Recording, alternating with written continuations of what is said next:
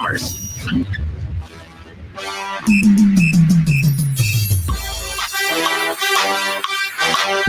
The fastest weekend in the world just wrapped up, and we are off and rolling here on a Monday. It's the Justin Kidder Show with Kev Nash, presented by Kirkland and Summers and Orion Sports Medicine. Happy Monday, everybody. I hope you had a great weekend, and it's time to kick off what is supposed to be a fun week, despite the wintry weather mix.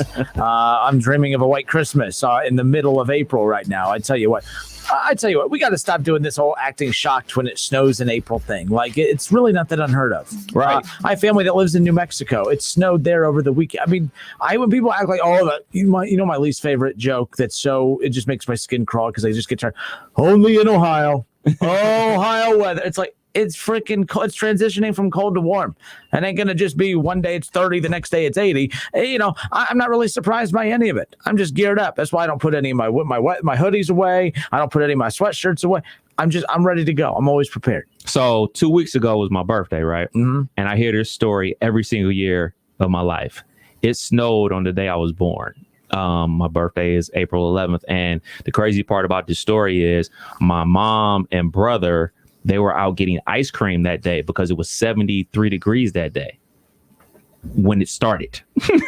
When it ended, when I came to the world, it was a blizzard. Only in Ohio. Only in Ohio does that happen.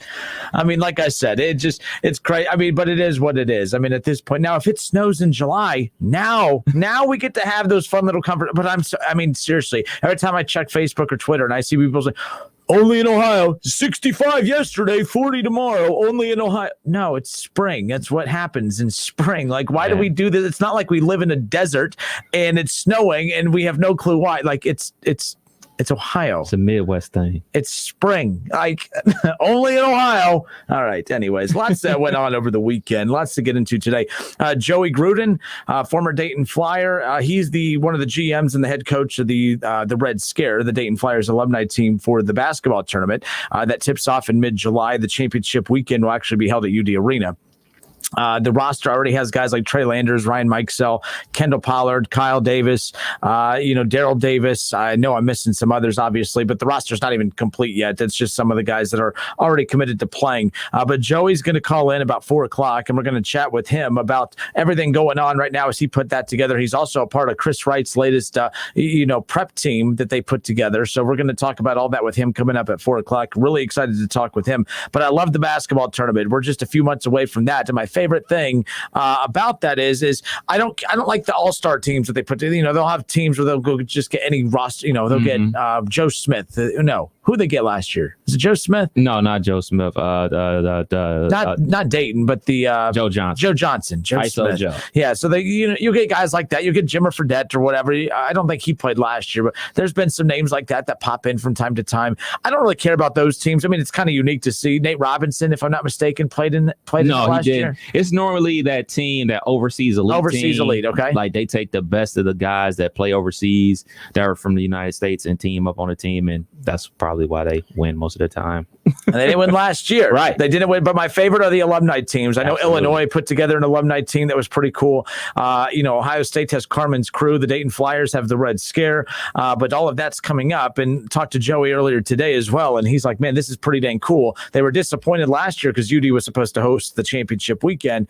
And we got to talking. I'm like, would UD Arena sell out if UD's Red Scare team got there? I believe it would. Absolutely. I got a bunch of flack for that last year saying that. I'm like, no, I absolutely believe it would. And I go, a lot of these players are from the recent tournament or from the recent runs of good teams. You got flack for that? Yeah. Last year said, absolutely, there's no way that they sell that out. There's no way. I'm like, what do you mean there's no way? As basketball crazy as this town is about the UD Flyers and a team full of guys that were a part of the Sweet 16 run coming back to play at UD Arena, wall to wall.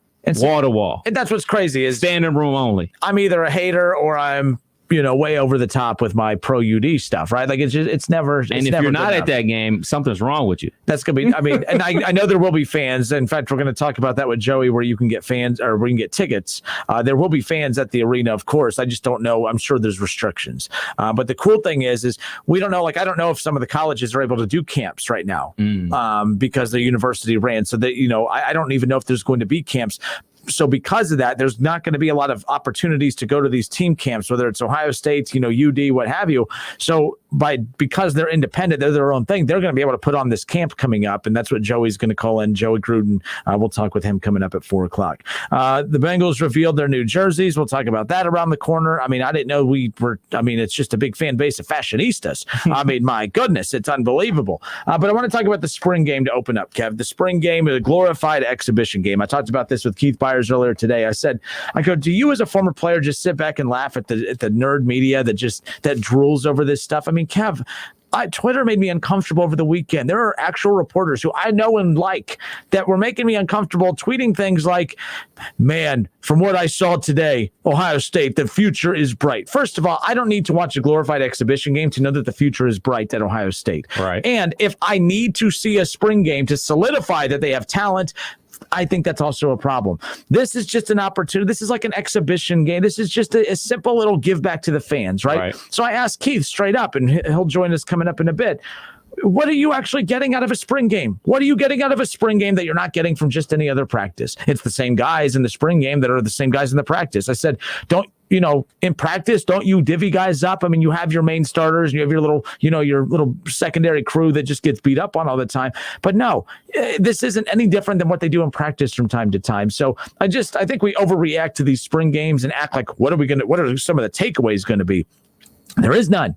Do you think that Ryan Day woke up on Sunday and said, man, I learned a lot about my team? No, he doesn't know any more or less about his team on Sunday than what he did Saturday before kickoff of the glorified exhibition game. I will say this, though. I loved it. I loved the band. I love Brutus. I love the fans in this. It was Ohio State football. That's all I care about. But we got to stop as media doing this thing where we learn something from it. And if you actually think that Joe Burrow lost this opportunity to be a starter at the spring game years ago, oh, you don't know football. That was already made up, or at least, you know what I mean? Like that, there was nothing. Joe Burrow could have thrown for an imaginary 5,000 yards in that one single game in the spring game. It wouldn't have mattered, Kev. Dwayne Haskins was the guy. So we got to stop acting like this game means something other than just a form of entertainment for us. I mean, the fact that we do this, spring training? Do I say the most important spring training game of all time tonight? Tune into the Reds and the Cardinals in spring training. No. It's spring training. We mock spring training, but yet we nerd out over a spring game. You guys are unbelievable.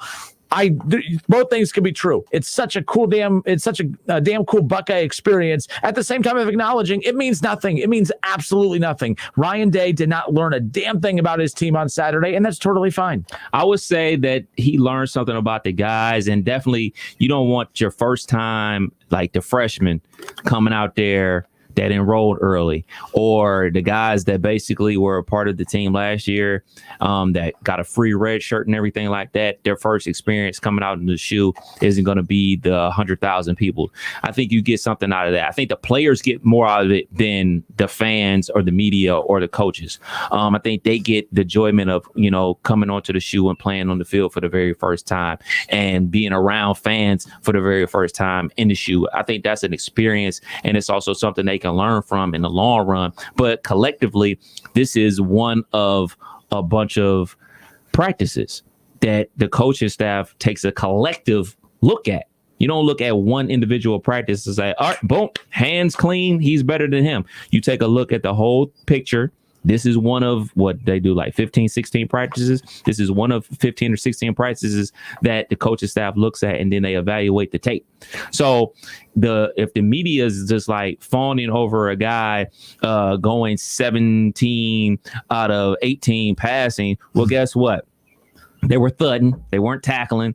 You best believe that the quarterbacks were hands off. That's why every time somebody got near a quarterback, the whistle blew. That's why one defensive end had like 7 sacks. Well, you know what? If that was a real game, they probably would have got away from that. Would have stepped up into the pocket, would have broke containment and tossed it out to a running back. So, it's cool. And I think it's more of the fact that we were able to see the Buckeyes finally. Yeah, that's what I got out of it. Since the national championship loss, and fans got to actually be in the shoe and have a small tailgating situation and things like that. So I think people got a little overzealous and everything like that. I know I saw that Alabama had their spring game the same day as Ohio State, and they had the largest gathering of people since the pandemic for a spring game. get a life. Or week 10. No, that is. I know, what I'm it just was. laughing because they kept saying they had all these restrictions, Kev, but then when you would watch the games, I mean, everyone would point out that doesn't look like 20% capacity to me, as they're like, to the rafters. But no, you're right. I mean, look, and I will say this too, like, with that being said, look, again, it's a glorified practice. I talked with Keith about that earlier today. I said, you guys, as a former player, you just kind of roll your eyes at media on social. And he says, oh, yeah. He goes, it's cringeworthy. It's cringeworthy watching reporters who just absolutely just nerd out over this stuff. He goes, acting as if Ryan Day got questions answered over the weekend. You're right, though. Like, as far as some of these, like CJ Stroud and others, it's the first time getting to run out and be in front of the fans. But, I mean, these guys are high-level athletes. I know what you're saying, but at the same time, I'm like, these are such high-level athletes that I don't think playing in front of fans should rattle them one way or another, but I guess it's the eyes on you when you are being viewed as the guy like Stroud, at that. So this article right here from Buckeyes Wire, Ohio State's spring game winners and losers. You made a winners and losers article out of a spring game, but don't worry, the number one winner. Give us some Buckeye music. Let's do this. Let's nerd out over the spring game. Let's overreact. Where's Shaw when you need him to say just RELAX, right? Relax, right? It's a spring game. I don't care if CJ Stroud threw for 5,000 yards, but according to this Buckeye Wire, and it's from USA Today. Of all things, it's from USA Today, by the way. Like, this is like crazy to me. The biggest winner of the Buckeye spring game was CJ Stroud. You mean the quarterback that was already viewed as the guy heading in, basically was the front runner? I guess he could have solidified his spot. I don't get how you solidify anything in a glorified scrimmage, but it is what it is. Stroud sure seems like the leader for the starting quarterback gig, and he displayed that confidence and understanding of the playbook. Okay. All right. And we needed the spring game to know that. We knew he had the physical traits. Yes, we did. We didn't, but whatever. But his awareness on the field and connection with the receivers is what separates him. What are you talking about? How did you gain that from a spring game? As you said, Kev, no pressure in your face. I mean, we're going to talk about what Jack Sawyer coming up here in a moment. Mm-hmm. Oh man, 4 sacks. 4 sacks. Those are like Jadeveon Clowney sacks. They didn't do anything. Coach Day continues to preach that this is a wide open battle, but that feels a little bit like coach speak at this point. Everything's coach speak. I mean, Byers shared on his show today that years ago, when it came to the Burrow and Haskins, back and forth, that Keith Byers and Urban Meyer, they were at a golf tournament that summer before that, well before the spring game. And he said, hey, who's going to be the starter? They were talking about that situation. He goes, look, it was going to be Dwayne from the beginning. Joe Burrow had no real chance of being the starter. Dwayne Haskins was the starter from the get-go. Coaches know who their guy is pretty much. I mean, it's one of those things where I'm not saying it can't be any of the other two, Kev, but with this situation, it could be very similar to a few years ago.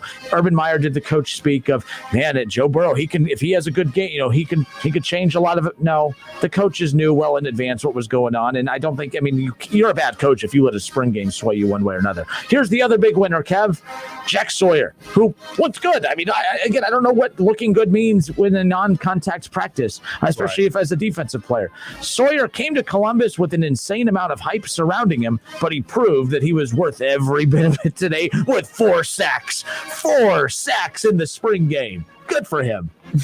Who needs Chase Young, Nick and Joey Bosa? Who? We had a guy that had 4 sacks in a contactless football game over the weekend. Yeah, man. I mean, we talk about no tackling the quarterback, no touching the quarterback, and only thudding. But, the person that is at the most disadvantage of the limited contact are the tackles, because, that's part of their job is to grab people and, get physical. And they're not allowed to do that, especially in the spring game, because you ever notice the media is allowed to, quote unquote, allowed to go to the spring game. Everybody watches the spring game. Everything's super vanilla, but they don't have you at the regular practices where the real work happens, where the coaches are really intense. They have celebrity coaches calling some of these games. They have coaches on the field. They got, I saw the Clemson one. Dabo was mic'd up for half of the game, having a good like old time. MLB All-Star game. Like, this is like you said, this is for the fans. This is for the fans, and it's just something else to do. But the real work, we're not seeing them really get better. We're not watching them lift weights with Coach Mick Mariotti. We're not in there when they're grinding, doing conditioning. No, that's where the real work happens. This is just a byproduct of all the work they did all spring long. Here's a celebration of all the hard work you put in. Trust me. And also, you guys got to think about the guys that were injured that aren't playing. Or the guys that were banged up who they said, all right, man, you're not going to play in the spring game.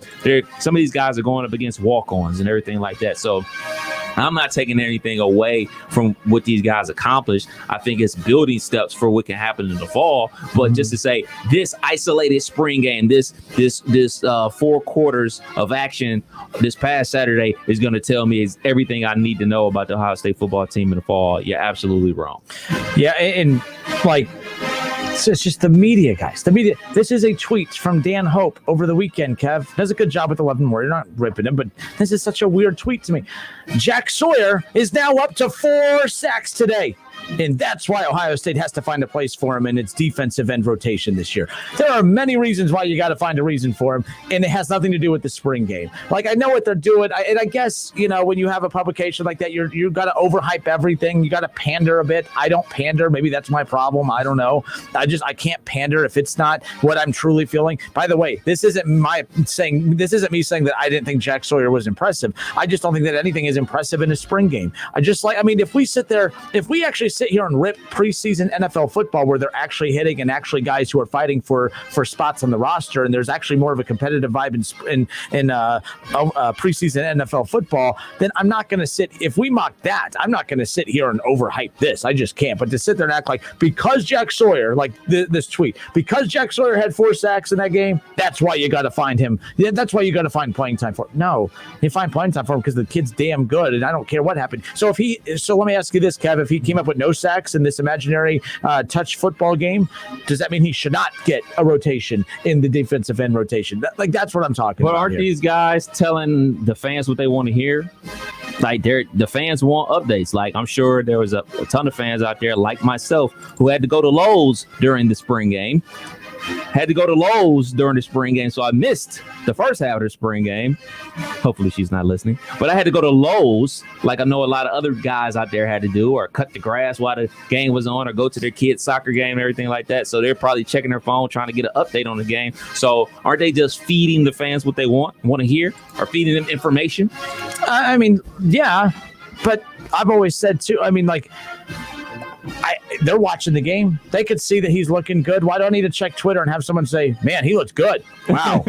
And you heard it here first, folks. Jack Sawyer looked good. For more information, you could pay $9.99 a month to get our information. That's why go to Letterman Row. You don't have to pay for anything, and the content's way better. Just go to Letterman Row. That's all I'm saying. Just go to Letterman Row.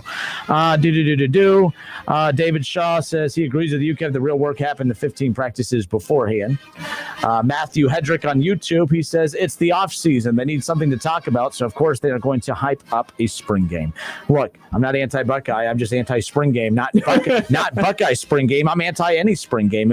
I was working out the other day and watching TV, and I'm like, it was just like literally wall-to-wall coverage of spring game. You're right. They were going from Alabama. They were going to, you had Nick Saban fully suited up. He had the pink suit on. He was just, man.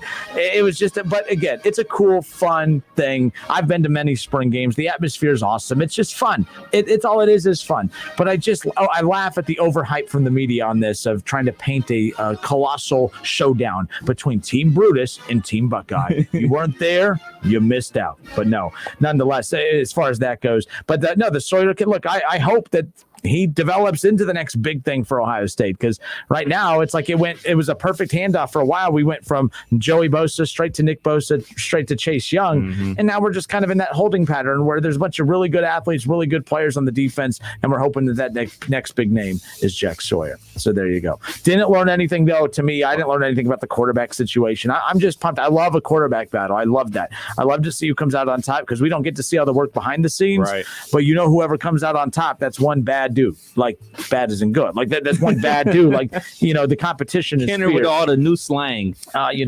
So, but no, the talent that they're having to battle it out with, it's unreal. So whoever does come out on top, they earned it. No doubt about that.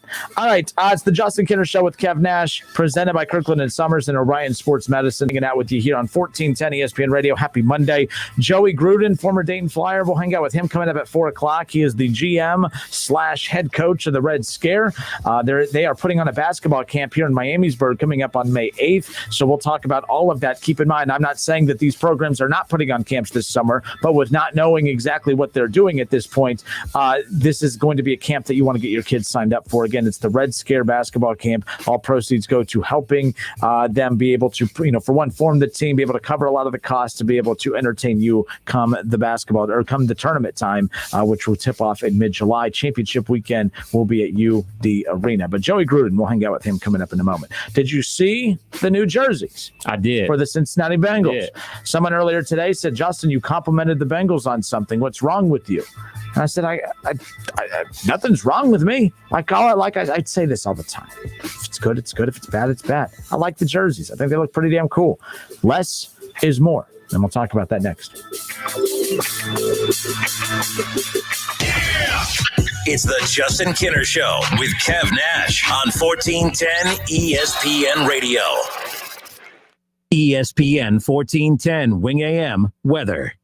This afternoon will be partly cloudy, a high around 70. Tonight's going to be partly cloudy, a low near 40. And tomorrow's going to be partly cloudy, a high around 62. I'm Pete Spivak for 1410 ESPN Radio. Weather brought to you by Cullet Seal Coating, protecting the asphalt surfaces around your home, office, or commercial property. Crack filling, asphalt sealing, and parking lot striping. Find us at culletsealcoating.com. Are you looking for a quick and delicious home-style meal your entire family will love? At Lee's Famous Recipe Chicken, home-style happens here with a 10-piece breast strip meal for only $19.99. Feed your family famously with 10 all-white meat breast strips cooked golden brown to perfection with 2 large sides and 5 fluffy biscuits. This home-style family meal is what cravings are made of. Get a home-style meal made easy with our 10-piece breast strip meal for only $19.99. Only at Lee's, famous for chicken. For the ones who know safety isn't a catchphrase, it's a culture. And the ones who help make sure everyone makes it home safe. For the safety-minded who watch everyone's backs, Grainger offers supplies and solutions for every industry, as well as safety assessments and training to keep your facilities safe and your people safer. Call, click Grainger.com, or just stop by. Grainger, for the ones who get it done. Hi, this is Eddie Sorrell, Service Manager, Germain Honda of Beaver Creek. When you need service, we're here Tuesday, Wednesday, and Thursdays from 6 to 8 and Saturdays from 7 to 5. We proudly offer a state-of-the-art facility with factory-trained technicians, clean waiting room, and service department. Loaner cars are available during service and free alignment checks with any service. Be sure to stop in and ask for our $39.95 oil change special. Germain Honda of Beaver Creek, State Route 35, east of 675, between Xenia and Beaver Creek. Save today on your next project with 11% off everything. Now at Menards. Menards has a great selection of Suncast storage units. They're ideal for storing all of your outdoor equipment, whether small or large. Right now, get 11% off all Suncast storage units. Save with 11% off everything. Now at Menards. Good through Saturday, April 24th. Savings are mail-in rebate. Some exclusions apply. See store for details. Save big money at Menards. Many Vietnam War veterans were unknowingly exposed to dangerous chemicals impacting their health and quality of life. There are now expanded benefits for veterans exposed to Agent Orange. Veterans with Parkinsonism, bladder cancer, or hypothyroidism who previously applied for VA disability compensation but were denied should reapply and might be eligible for retroactive compensation. Exposed veterans who have not yet applied should consider filing a new claim. For assistance, call Montgomery County Veterans Service Commission at 937-225-4801. Get in the zone, AutoZone. Welcome to AutoZone. What are you working on today? Of course, we have everything you need for that big brake job. Right now, you can save 15% when you buy any Duralast brake pads and any 2 Duralast rotors. It's a great way to save while you take on the full job. Oh, and one tip. Go for a nice, easy drive after you finish the job. It'll help break in your new brakes. For more tips, visit AutoZone.com/DIY. Restrictions apply. Get in the zone, AutoZone.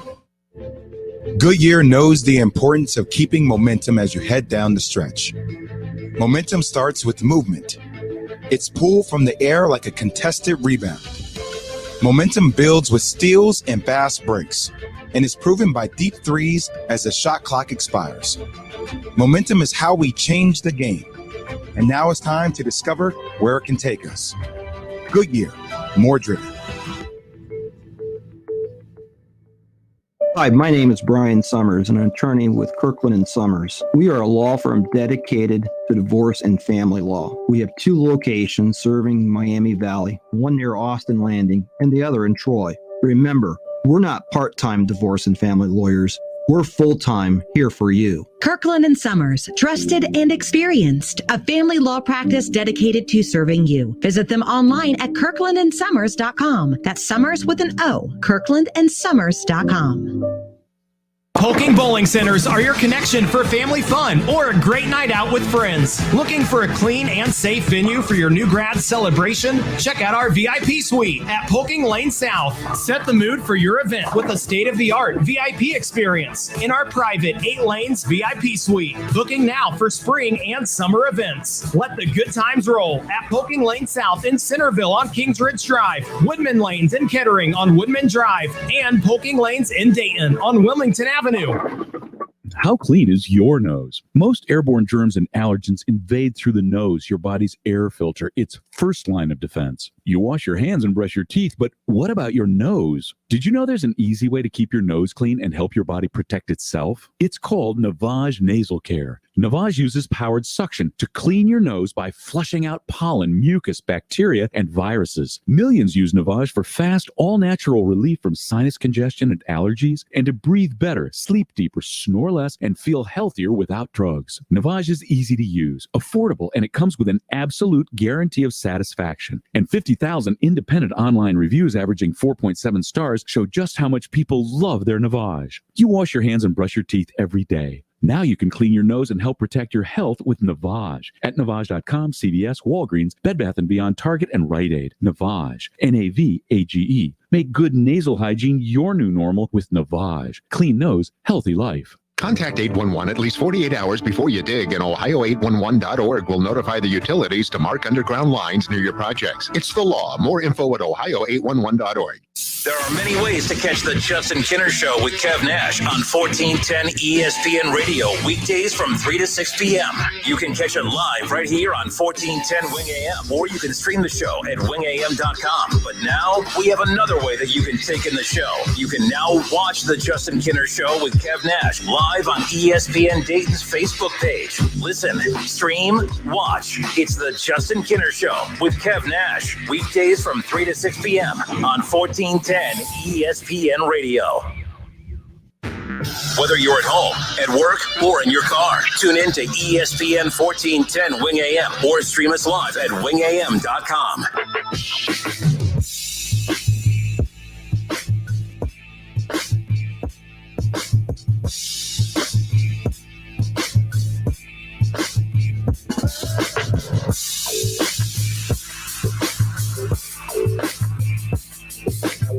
All right, we are back. I'm Justin Kinner. He's Kevin Nash, hanging out with you here on a Monday. Hope everyone had a great weekend. We're off and rolling. Opened up with the reaction to the spring game. If anyone cared about the score, Team Brutus won 28-13. Kyle McCord threw a pair of touchdowns, as did C.J. Stroud. C.J. Stroud, obviously, as we currently sit here, kind of the favorite amongst the chat boards out there. Of course, Ryan Day has not come out and made any kind of announcement at all as to who's the front runner to potentially be the starting quarterback for Ohio State. But you connect the dots. You hear all the chatter. C.J. Stroud could potentially be the guy. But as I said earlier, no matter who the guy is, Ohio State is in definite good hands. But if you were looking to tune into yesterday or Saturday's spring game to find out who the starting quarterback is going to be, you didn't learn anything one way or another. It was an entertaining, it's a Buckeye. We do anything Buckeye related. That bottom line. And this wasn't even an Ohio State thing in general. It's just college football as a whole. But that's how crazy college football fans are. Some of the things I'm like, man, you fans really go crazy for these practice inter-squad scrimmages, man. Good for you guys. So earlier this morning, the unveiling of the new Cincinnati Bengals stripes were, made public, and I actually think that these were leaked months ago on eBay. I don't know how you even get your hands on these jerseys, Kev. But apparently these were being sold on eBay months and months ago. Yikes. Before the reveal of this even happened. But nonetheless, look, I don't make too much of jersey reveals. It is, I thought that this was, again, as crazy as the spring game was, the amount of chatter surrounding the Bengals' new jerseys over the last 2 months. I'm like, you've got to be kidding me.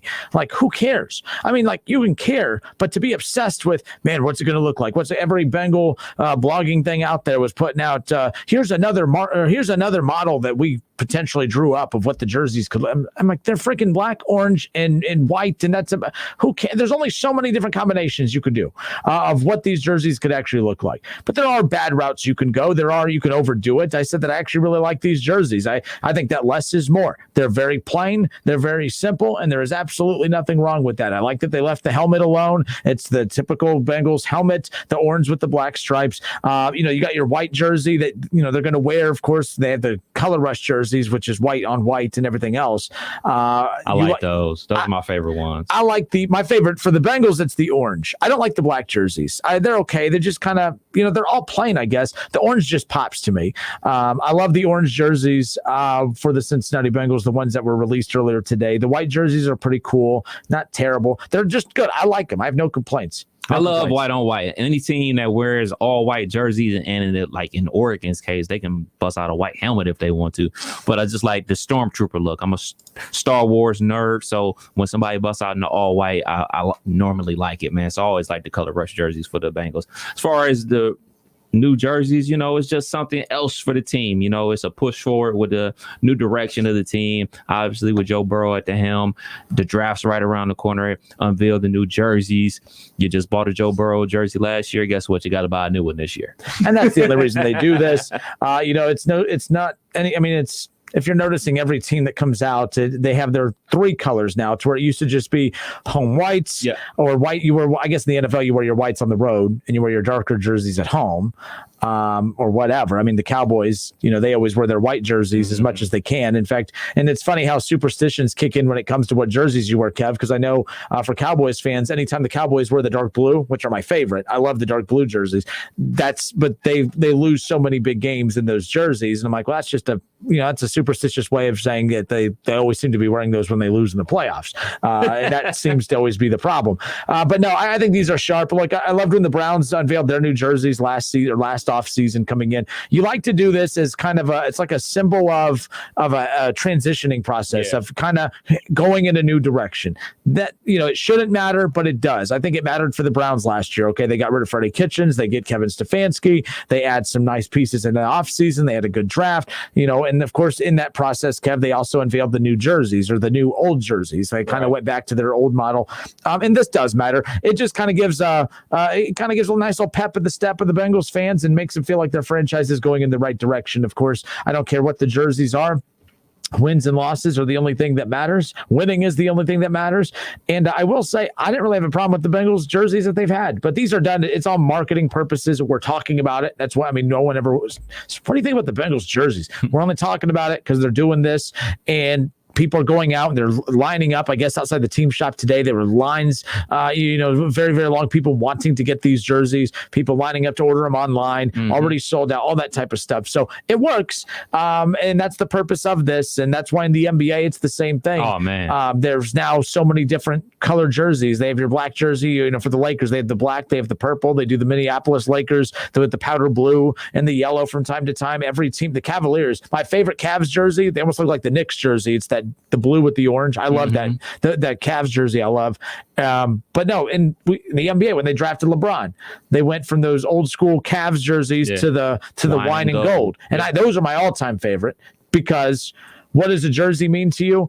There's always a nostalgia feel of, like, I always think of when I first fell in love with a team or a sport, what were the jerseys for that? Like, that's how I view. I hated the Falcons when they changed theirs up. They went less is more. Theirs was very plain. But man, they changed the lettering, and the lettering was obnoxious, and the ATL was like really big. And I'm like, I don't like that. They have cool colors. You can make some cool combinations there. I think the Bengals did good. Not obnoxious. You got your star quarterback in Joe Burrow. You feel like you're going in the right direction. You're not till you get an offensive lineman. But I like the new jerseys. But I'll end it there. Feeding the beast. And the beast is The fans are the beast. The fans always want more. If it's not more information about what's going on behind the scenes, they want more options about jerseys to buy because they're the beast out there. They want more of their team. They want to feel a part of their team. And this is one way fans can feel a part of the team by buying jerseys and everything like that and going to games, feeding the beast. Nobody feeds the beast more than the NBA.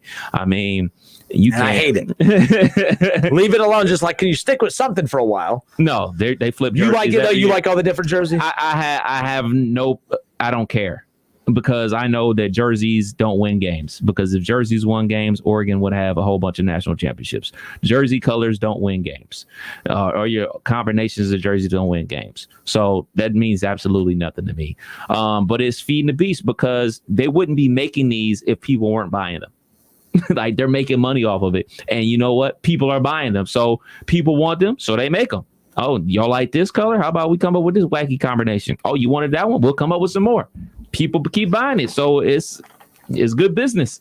You know, it's funny. I read an article the other day that it was a WWE article, of course, talking about how when you look at professional sports, you know, WWE doesn't get enough credit for being the path that a lot of professional sports follows. You know, WWE is the absolute best when it comes to promoting and selling merchandise, and everything is done on, like, literally, if they find a popular guy or gal that is really gaining steam with the fans, they'll turn them into what they call a baby face and make them likable, and then they just keep throwing out different shirts, and then those shirts sell out left and right. And that's the model that the NBA and everything else is like, well, why limit it to just a home and away? Why limit it to just the purple, the purple jerseys on the road for the Lakers and the yellow at home? Now it's, you have white jerseys, you have black jerseys, you have purple jerseys, you have yellow jerseys, you have your Minneapolis Lakers jerseys, and every time the Lakers wear those, and I'm just using them as an example, or the Celtics, they're most known for their green and white, and now they have the black jerseys with the green trim.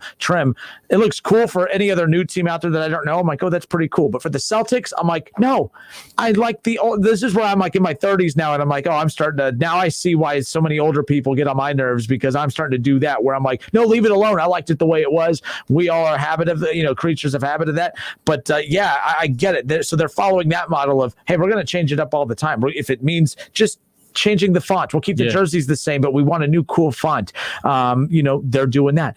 Anything like that. It's unbelievable, but they're following that, and it's working. It's all a business. Everything's about business when it comes. Yeah, absolutely. And also, for all the gamers out there, for the people that play 2K, you unlock these jerseys on the game, or you can buy points to unlock them, or you can earn the points to unlock those jerseys, and you can do all the wacky color combinations. You could, with the Lakers, you could wear the powder blue with black shorts if you want. You can just do anything you want. And like I said before, man, they're feeding the beast. Like, people love this stuff, man. Like, I may not care about it, but there's a segment of the population that can't get enough of this. It's not even just young people, the young people that are playing video games and everything like that. It's older people as well. It's people our age that love it, who have every LeBron jersey imaginable. They have, the St. V jersey all the way up to his current Lakers jersey. And imagine what it's going to be like next year if LeBron really does switch to number 6. All those 23s that you got in Lakers, you're going to get the number 6 in the Lakers. Like, it's not just the league that's about this, it's the players too. So, I mean, you think about like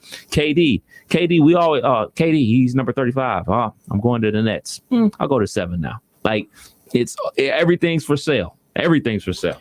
Yeah, that the year that MJ came back and was number 45, the number 45 jersey was the highest sold jersey that year. Then he went back to 23, and then 23 became the high. I mean, so it's how it works. The marketing of everything definitely helps with that. And it's funny, UCF, I just read an article today, UCF football now, some colleges choose not to have the names on the back of jerseys at all. UCF is going the route of, they're going to put the players' Twitter handles on the back. I like it. I think that's, I don't mind it.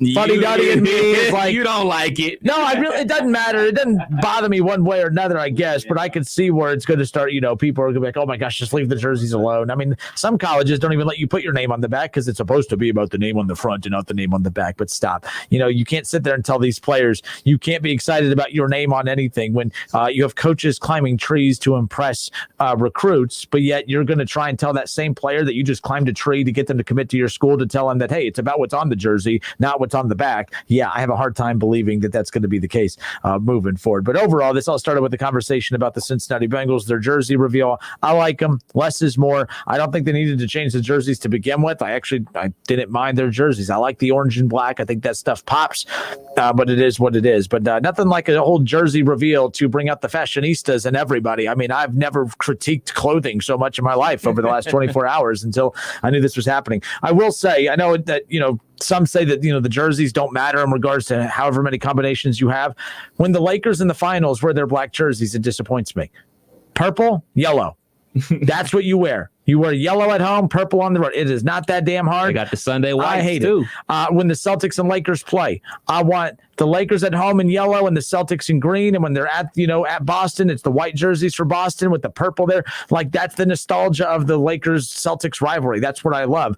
And the last time that they played, it was a regular season game. It doesn't matter. But the Celtics were at home wearing their black jerseys and the Lakers were wearing their white jerseys. I'm like, no, stop it. I hate that. Like, it doesn't feel like Lakers Celtics. It matters. For instance, Ohio State, Michigan. I hate when they get cute with the jerseys during that. I just like the, whether it's home or away, the old school, home jerseys for Michigan if they're at home, home jerseys for Ohio State. Stop getting cute. They did leave it alone. I think Ohio State, a lot of fans complained years ago when they got too cute with the jersey during that game. Now it's like you just stick to what works. I think that works. One thing I do love, I know we're not Pac-12 country or anything like that, but I love that USC and UCLA, when they have their rivalry game, both teams wear their home jerseys, no matter who's the home team or the road team. I think that just always looks cool on TV. Yeah, when you have that powder blue, it pops, man, and it's easy. I hate when you have maroon going up against red or something like that. I mean, that or red jerseys against black jerseys. I can't stand that either. It makes it difficult. From a broadcaster's perspective, too, ever since they started doing this, when I call games, I hate it. I'm like, just wear your damn white jersey so I can see the number. But then you'll have like the black jerseys with green numbers and gray, and I'm like, forget it. That's it. You know what? Now all you're going to get is the guy shoots it from the top of the key. Then they'll be like, how come you're not saying their name? Well, because they decided to get too cute with their stupid jerseys, and now they don't deserve to have their names called. So make their numbers more, readable. You can see it better, and then you'll have their names called out more. But yeah, there we go. So Justin Kinner Show with Kev Nash on 1410 ESPN Radio. Let's go to the phones. We got DoorDash Ray hanging out with us. DoorDash Ray, how are you, sir? I hope you had a good weekend. Oh, we had a great weekend. How'd you guys have? You guys okay? Solid. Good weekend? Yeah. Had a good weekend. We golfed. Did you go DoorDash? You guys aren't even DoorDashing anymore. No, a year ago at this time I was killing it on DoorDash. I retired. Well, we all were until it just kind of got cheap. They're paying a lot in Cincinnati now. I got this referral thing the other day. If you do like 25 deliveries in Cincinnati, you get like an extra $75. But, so has business slowed down in the Miami Valley? Not as many people ordering the old DoorDash, huh? I have no idea what's going on. I know it's affecting the DoorDash community somewhat. I don't know. No, I just want to chime in real quick. A couple things. The jerseys. Not a Bengals fan. I like the new look. It's kind of cool. And you said something about the Ohio State. Remember when they had the all black? Was it last year that it came out for one game? Remember the black jersey and the black pants? Mm-hmm. Dude, that was sweet. And then one other little comment real quick. I challenge you and Kev Nash both to a game of Tecmo Bowl. You don't want that smoke. Hey, remember how good Bo Jackson was at that little end-around sweep? You couldn't catch it. So I have that game still, and I'd be more than happy to bring it over there. You can hook it up in your studio. Didn't we used to have Tecmo Bowl here? Remember when we had human beings that actually came in? I won the tournament. I won the station tournament. I beat everybody. by more than 21 points. Yeah. So, DoorDash Ray, once you're fully vaccinated, I'm fully vaccinated, we will set up the TV in the parking lot, and I will be more than happy to beat you. Ouch! Kev Nash. Hey, what team did you have? I mean, you had to have the Raiders. I've never played that. No. I got to get on this, Kev. How we played at the station was one person picks the two teams that are going to match up, and then the other person picks which team he wants to be. So you can't say, all right, man, I want to be the San Francisco 49ers, and then you get stuck with Tampa Bay. Like, nobody's going to pick that matchup. So if I had a team, my go-to team, if I'm just randomly picking, I normally pick Philadelphia. Okay. All right. Well, okay. We'll get vaccinated. We'll get this set up. Hey, we'll bring the little TV like we used to have to play on. Nothing. And then we'll go at it. We'll see what happens. Absolutely. All right. I love you guys. We'll talk to you later. Adios. Tecmo Bowl. I never played Tecmo Bowl.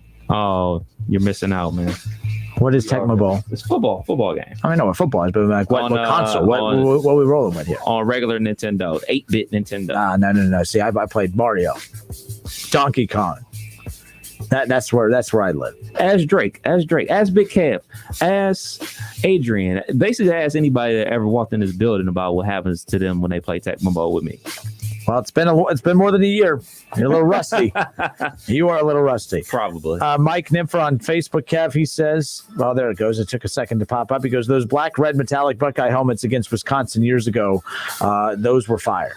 Like, those were pretty dang cool. Again, I like to get those when you get, like, when players sign them and stuff, like with the silver marker on the black helmet, those pop. That's pretty cool. But, look, Ohio State's jerseys are so damn perfect. Leave them alone. Leave them alone. Just don't get cute with it. Don't get cute. Leave it alone. It is what it is. Coleman Smith said undefeated in Tecmo Bowl and double dribble. Oh, now you probably will beat me in double dribble. You know, as a trick shot on double dribble. From the corner, you can hit that three every single time. But Tecmo Bowl, not beating me. I'm willing to say I'm the best in the state of Ohio at Tecmo Bowl. Oh, wow, look at this. You go to YouTube and you can literally pull up double dribble. Like, okay, I know you can watch people play video games on YouTube now and all that stuff, but like you can literally watch people play double dribble in Tecmo Bowl and anything Mario. They have Tecmo Bowl tournaments. They have a Tecmo Bowl tournament in Cincinnati. They have one in Wisconsin. They have one in Las Vegas and everything like that. So yeah, I was supposed to go to the one in Cincinnati last year, but then this little thing called COVID happened and then ruined everything. All right, he said off the glass. Yeah, there you go. I know what he's talking about. You got to call your shot. Hey, Joey Gruden, he's going to join us coming up here 15 minutes from now. We'll step away for a few moments. 457-9464. Bengals fans, thumbs up, thumbs down. Did you like the jersey reveal today? Was it underwhelming? Was it exactly what you thought it would be? Like me, I was like, I don't even think they needed to change them, but I do like that they changed them, but they didn't make them drastically different. Less is more, and these are pretty simple and basic, and I think that pops more. I actually kind of like them. I really do. We'll be back in a moment. More of the Justin Kinner Show with Kev Nash when we come back. Listen, stream, watch. It's the Justin Kinner Show with Kev Nash right here on Dayton's ESPN Radio, 1410 Wing AM. At Napa, we keep things moving. If it has wheels and an engine, we help keep it on the road. And if it's on the road, we have parts for it. And if you need a part, you can get it fast, like same-day pickup or next-day delivery fast. At Napa, when we're not thinking about cars, we're thinking about the people who drive them. Because when it comes to serving you and our community, our motor never quits. That's Napa know-how. Same-day pickup and next-day delivery available at participating stores and on in-stock items only. It's spring. Time to take in a breath of fresh savings on appliances at the Home Depot's Spring Savings Event. In-store, online, all season long. Save a bundle on the Samsung Front Load Platinum Washer and Dryer. Plus, get free and flexible delivery. That'll give a whole new meaning to spring cleaning and a whole new upgrade to your laundry. Bring on spring with the Spring Savings Event now at the Home Depot. How doers get more done. U.S. only while supplies last. To all you do-it-yourselfers, get ready to welcome Fram into the fam. Because America's #1 oil filter brand now has their own new line of motor oil and fluids. And it's only at Advance and CarQuest Auto Parts. Stop into Advance and choose from 4 new Fram oil change bundles starting at just $20.99. They have the oil and filters you need to keep your engine running stronger, longer. Advance your auto at Advance Auto Parts and participating CarQuest locations. See store for details. Have you experienced foot or ankle pain during or after sports, running, or exercising at the gym? Nagging aches in your foot or ankle that won't go away? Podiatric physicians can provide you with important foot care solutions, shoe inserts, or show you how to support your feet and ankles so you're able to compete or exercise comfortably. Ohio Foot and Ankle Medical Association podiatric physicians are located throughout the state and have been serving the profession and the public for over 100 years. To find a member of the Ohio Foot and Ankle Medical Association near you, visit associationsadvanceohio.com. It's auction time again in North Lima, Ohio with home improvement products and building materials, and it's all online, ending this Tuesday at 12 noon. Go to pbauctions.com and register to bid on name brand home improvement products online. Kitchens, flooring, Anderson windows and doors, decking, unclaimed freight, and more, all sold online at pbauctions.com. Auction ends this Tuesday at noon, so we'll see you online at the auction. Hoffman Turf wants to enhance your property. Hoffman Turf, a locally owned company in Beaver Creek, offers professional lawn care, landscape maintenance, and weed and pest control. We understand your lawn is your investment and strive to give you the most value for your hard-earned money. Let us help you achieve a beautiful, thick, green lawn. Sign up today for fertilization and weed control and save 50% off the first application and 5% off the entire season when you prepay. Schedule today online at hoffmanturf.com. Hoffman Turf, professional, dependable, affordable. I'm giving Jeb's Basement Renovations 1 star. He kept asking me what's behind the walls down there. I'm like, why? What do you know? No matter how hard you work for your small business, online reviewers will find something to complain about. And then he's like, you can trust me with the job. And I'm all like, trust? And while Progressive can save you from these trolls, we can help you save money on commercial, auto, and business insurance. Yeah, he charged me less than he said he would, which is lying. Get a quote online today at progressivecommercial.com. Progressive Casualty Insurance Company, affiliated and third-party insurers. And let me get right back to you. Sandra, those banners go out tonight. Can you pack them? Indeed knows unexpected growth can stretch your business thin. On machine 4? Like at Monica's Print Shop. To fulfill orders on time, she needs to get started hiring right away. I need Indeed. Indeed you do. And the moment you sponsor a job on Indeed, you get a short list of quality candidates from our resume database. Visit Indeed.com/credit and get a $75 credit for your first sponsored job post. Terms and conditions apply. Rittal North America, LLC in Urbana will be hosting open interviews every Thursday at the Ohio Means Jobs Champaign County office, located at 1512 U.S. State Route 68, Suite J100 in Urbana from 11 a.m. to 2 p.m. Please park in the back. If Thursdays do not work for you, please send your resume to Katie McKee at mckee.k@rittal.us. Rittal has immediate openings seeking experienced welders, machine operators, paint unloaders, and paint loaders. Rittal is proud to be an affirmative action and equal opportunity employer. Hi, everyone. I'm Miss America 2020 Camille Schreier. Join me in support of the DEA's National Prescription Drug Take-Back Day, Saturday, April 24th. Please get rid of the unused or expired prescriptions in your medicine cabinet. They could end up lost, stolen, or simply misused. Protect your family and our communities, and let's all keep prescription drugs out of the wrong hands. Keep them safe, clean them out, take them back. Find a collection site near you at DEATakeback.com. That's DEATakeback.com. For the ones finding new ways to ensure the job always gets done. For the ones wearing many hats. For the ones who are hands-on, even from far away. And the ones keeping business moving forward. We are Grainger, offering supplies and solutions for every industry, with 24/7 support and experienced staff at over 250 local branches. Call, click Grainger.com, or just stop by. Grainger, for the ones who get it done.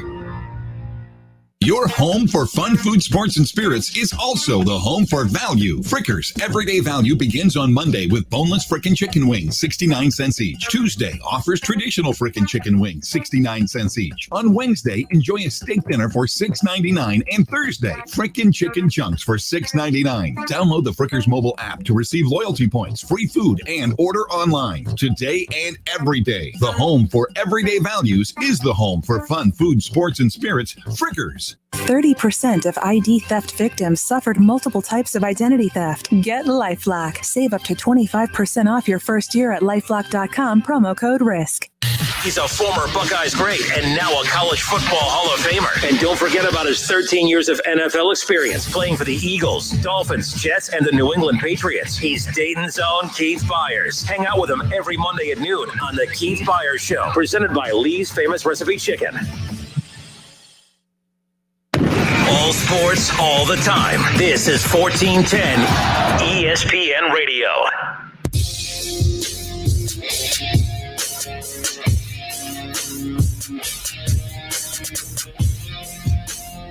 All right, we are back. I'm Justin Kinner with Kev Nash, hanging out with you here on a Monday. Hope you had a great weekend. big news for the Cincinnati Reds, not really big news for the Reds, but longtime Cincinnati Reds. One of the former fan favorites, of course, Jay Bruce calls it a career after 14 years. Retired abruptly yesterday, now with the New York Yankees. But he, yesterday played his final game, retires after 14 years. And, of course, always mostly known for coming up through the system for the Reds and, being a part of those playoff teams, back when Dusty Baker was here and, with Brandon Phillips and Todd Frazier and those guys. And I was always a big fan of Jay Bruce, one of the streakiest players in the history of baseball. You never knew what you were going to get, but you always knew what you were capable of getting. And he would go on these streaks of just playing. He would be the hottest hitter in baseball on so many occasions. And then he'd go on these other streaks where he'd look like he doesn't belong in a lineup on any day of the week. But he was such a fun player to watch, such a likable guy, a big time fan favorite, 330 plus home runs in his career, Kev, just a very good, solid pro. After the rebuild started for the Reds, he just became kind of a journeyman that popped around. He played for your Indians for a bit. He was with the Yankees. He just kind of popped around. But I've always been a fan of Jay Bruce. Hated to see him leave Cincinnati, but he was just a victim of the rebuild. But never really got back into the groove of who he truly was when he was with Cincinnati. So I will say you could rip Cincinnati all you want about the rebuild and what, maybe they didn't get a lot of nice pieces back, but they got the best of they got the best of Brandon Phillips. He was never the same when they moved on. Yeah. Jay Bruce, the Reds got the best of Jay Bruce. He was, no other team got more from Jay Bruce than what the Reds did. You could say the same thing about Zach Cozart and Todd Frazier and everybody else. Johnny Cueto is probably the only guy from that rebuild that I think other teams have maximized his talent. And he was the most talented Red that left during that. Chapman, maybe. I was just about to say that. But overall, he's like Chapman now. He's embraced the role that he's been given. You know what I'm saying, like as a closer. Before I remember he was with the Reds, trying to dabble as a starter, mid reliever. Really wasn't filling the closer role. Went to the Yankees. He's embraced the role. Started playing. He was with the Cubs for a bit. Bounced around. He was kind of a rental for some teams. But overall, I do believe the Reds did a fantastic job of always. The players they moved on from. But maybe that's why they didn't get as much. I don't think the teams were dumb too. I don't think that any team that signed Jay Bruce expected to get the 30 plus. I think he had how many straight years of 30 plus home runs? You hit 330 home runs, you're doing something right, especially in a 14-year career. And with the last couple not really being the Jay Bruce of old, just being old Jay Bruce. But, very strange. I didn't read why he retired. I don't know if it's an injury. I should know that. I should have probably, had that coming on. But nonetheless, that did catch me by surprise over the weekend. Other retirement news, Alex Smith retired, opting not to. He battled so hard to come back. I hate that he went through all of that, Kev, to come back for one season and then retire. I have a hard. There's jobs out there, not starting jobs, but I think with all the work that he put into coming back, he did get to come back. He did get to start in some games. He did get to play in some meaningful games. I'm surprised that one surprised me more that he retired, because I thought that you went through all that. You fought like hell. Again, you have to heal up no matter what. But what I mean is he picked up the intensity of his workouts because he wanted to come back and play in the NFL. So you went through all of that just to come back and play for one season. But I think he saw that, he couldn't be himself. And maybe it's one of those mental things where I freak out every time someone tackles me near my legs. We talked about that with who's the head coach, Ron Rivera. He says he holds his breath. He is not comfortable with him out there because he literally has to close his eyes every time a defender comes near him. Maybe that's the same thing for him. Who knows? But what a story, though. Think about how the Washington football team was playing under Dwayne Haskins, and think how they were playing under him. No, he wasn't pushing the ball downfield. They weren't scoring 40 points a game. But you know what he wasn't doing? He wasn't turning the ball over. He was allowing the defense and the run game to win the games. And that's something that can be commended, because he wasn't the player that he once was when he was with San Francisco, running around the edge, using his athleticism, or how he was with Kansas City, passing the ball all over the place. He couldn't do those things anymore because of the injuries that he's taking place, but he was still smart enough not to be losing the game for his team, and he's to be commended for that. And him announcing his retirement, man, he's made a lot of money in his career. He's got a wife and kids. Go live it up, man. Other baseball news too. We're going to get into some Red stuff in a moment. By the way, we got Major League Baseball did finally make a decision on the appeal from Nick Castellanos. Remember the opening series of the season. against the Cardinals. And the Reds are, right now sitting at 9-6. 15 games into the season, they're first place in the NL Central. It was after game 2 of the regular season. And here we are 14 games later, and Major League Baseball finally makes a decision on the appeal. We'll get to all of that coming up. A lot of reaction there. The Reds, though, still sitting atop the NL Central. 9-6. They still have a plus 24 run differential. That baby was up to like plus 40 at one point. Obviously, that's come down, but Reds still playing very good baseball. They got Sonny Gray back over the weekend. They did take 2 of 3 from the Indians, so they won that series. The Ohio Cup, so now they have a 2-1 advantage there. For those who care about that, I don't really care about that. Just win the dang games. Win the series. I'm not saying yesterday's game didn't matter. You want to, of course, go for the sweep, but the loss yesterday wasn't as big a deal to me because it's all about winning the series. You're not going to win them all, especially in 162 games. Yeah, the Friday's game, when I got home, it was already like 8-1. And I was like, well, no need to even pay attention. And Joey Votto, apparently, every time I rip him, I'm not taking credit for his success. All I'm saying is every time I try to be the smartest one in the room to say that Joey Votto does not need to be at the top of the order. He is their hottest hitter right now.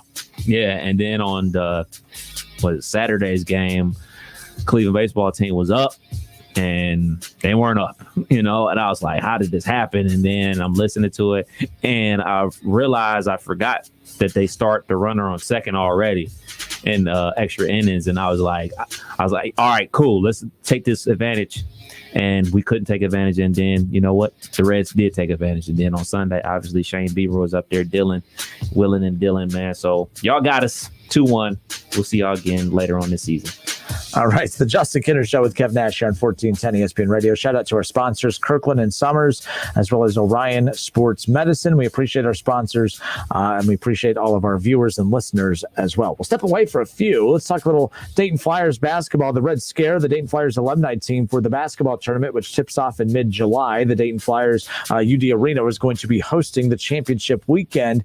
And, Joey Gruden, the GM/head coach of the Reds scare, the alumni team for the Flyers, really hoping, as is all Flyer fans and all of us, hoping that the Flyers can get to that championship weekend and play on their home floor, especially with fans going to be allowed in attendance. This could be a really, really interesting TBT run, but they need your help. In fact, they're putting on this basketball camp to raise money to be able to, allow this to be a comfortable summer for them, heading into this, to be able to cover what they need to. So there's a camp going on. We're going to talk about all of that, as well as last year's Dayton Flyers team. We're going to talk a little college basketball in Dayton Flyers basketball with Joey Gruden, former walk-on at UD. We'll be back in a moment. Hour 2 coming up next.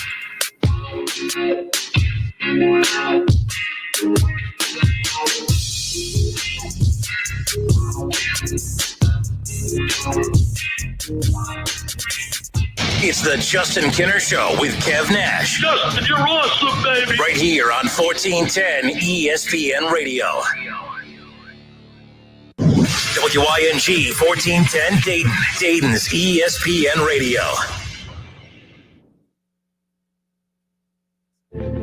Goodyear knows the importance of keeping momentum as you head down the stretch. Momentum starts with movement. It's pulled from the air like a contested rebound. Momentum builds with steals and fast breaks, and is proven by deep threes as the shot clock expires. Momentum is how we change the game. And now it's time to discover where it can take us. Goodyear, more driven. Spring makes all things new, and the Home Depot makes all spring things possible. Start a garden, refinish a deck. Use our mobile app to put over 2 million products in the palm of your hand. Some ready for pickup in as little as 2 hours. Oh, and if you don't have the tools you need, our tool rental department does. Download our mobile app to get started. Bring on spring with innovative help from the Home Depot. How doers get more done. To all you do-it-yourselfers, get ready to welcome Fram into the fam. Because America's #1 oil filter brand now has their own new line of motor oil and fluids. And it's only at Advance and CarQuest Auto Parts. Stop into Advance and choose from 4 new Fram oil change bundles starting at just $20.99. They have the oil and filters you need to keep your engine running stronger, longer. Advance your auto at Advance Auto Parts and participating CarQuest locations. See store for details. This is Education Matters with Ohio Education Association President Scott Damaro. April is Autism Awareness and Acceptance Month, so let's take a moment to celebrate all the different kinds of learners in our classrooms. Autism affects 1 in 54 children, students who may have different learning styles and needs, but are welcome members of our public school communities. Ohio's educators are committed to creating a great school experience for all kids. Education Matters, brought to you by the Ohio Education Association. Hi, my name is Brian Summers, and I'm an attorney with Kirkland and Summers. We are a law firm dedicated to divorce and family law. We have 2 locations serving Miami Valley, one near Austin Landing and the other in Troy. Remember, we're not part-time divorce and family lawyers. We're full-time here for you. Kirkland and Summers, trusted and experienced, a family law practice dedicated to serving you. Visit them online at kirklandandsummers.com. That's Summers with an O, kirklandandsummers.com. Hey, here to tell you about my friends at Cordell Transportation. They're now hiring Class A CDL drivers and offering a $5,000 sign-on bonus. That's right, a $5,000 sign-on bonus, home daily, dedicated lanes, and no-touch freight. Brand new equipment as well, medical, dental, vision, and company-paid life insurance. Call Cody right now. Apply online at CordellTransportation.com. Cordell Transportation, driven to succeed.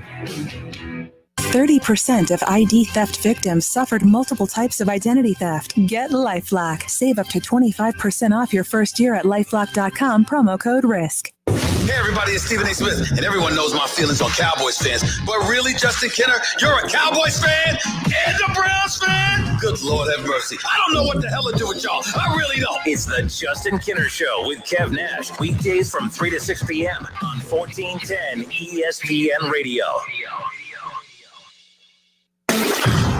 College football playoffs, Browns, Bengals, Buckeyes, and more. Catch the Keith Fire Show Mondays at noon on 1410 ESPN Radio. All right, everybody, we welcome you back. It's the Justin Kenner Show with Kev Nash, presented by Kirkland and Summers and Orion Sports Medicine, right here with you on 1410 ESPN.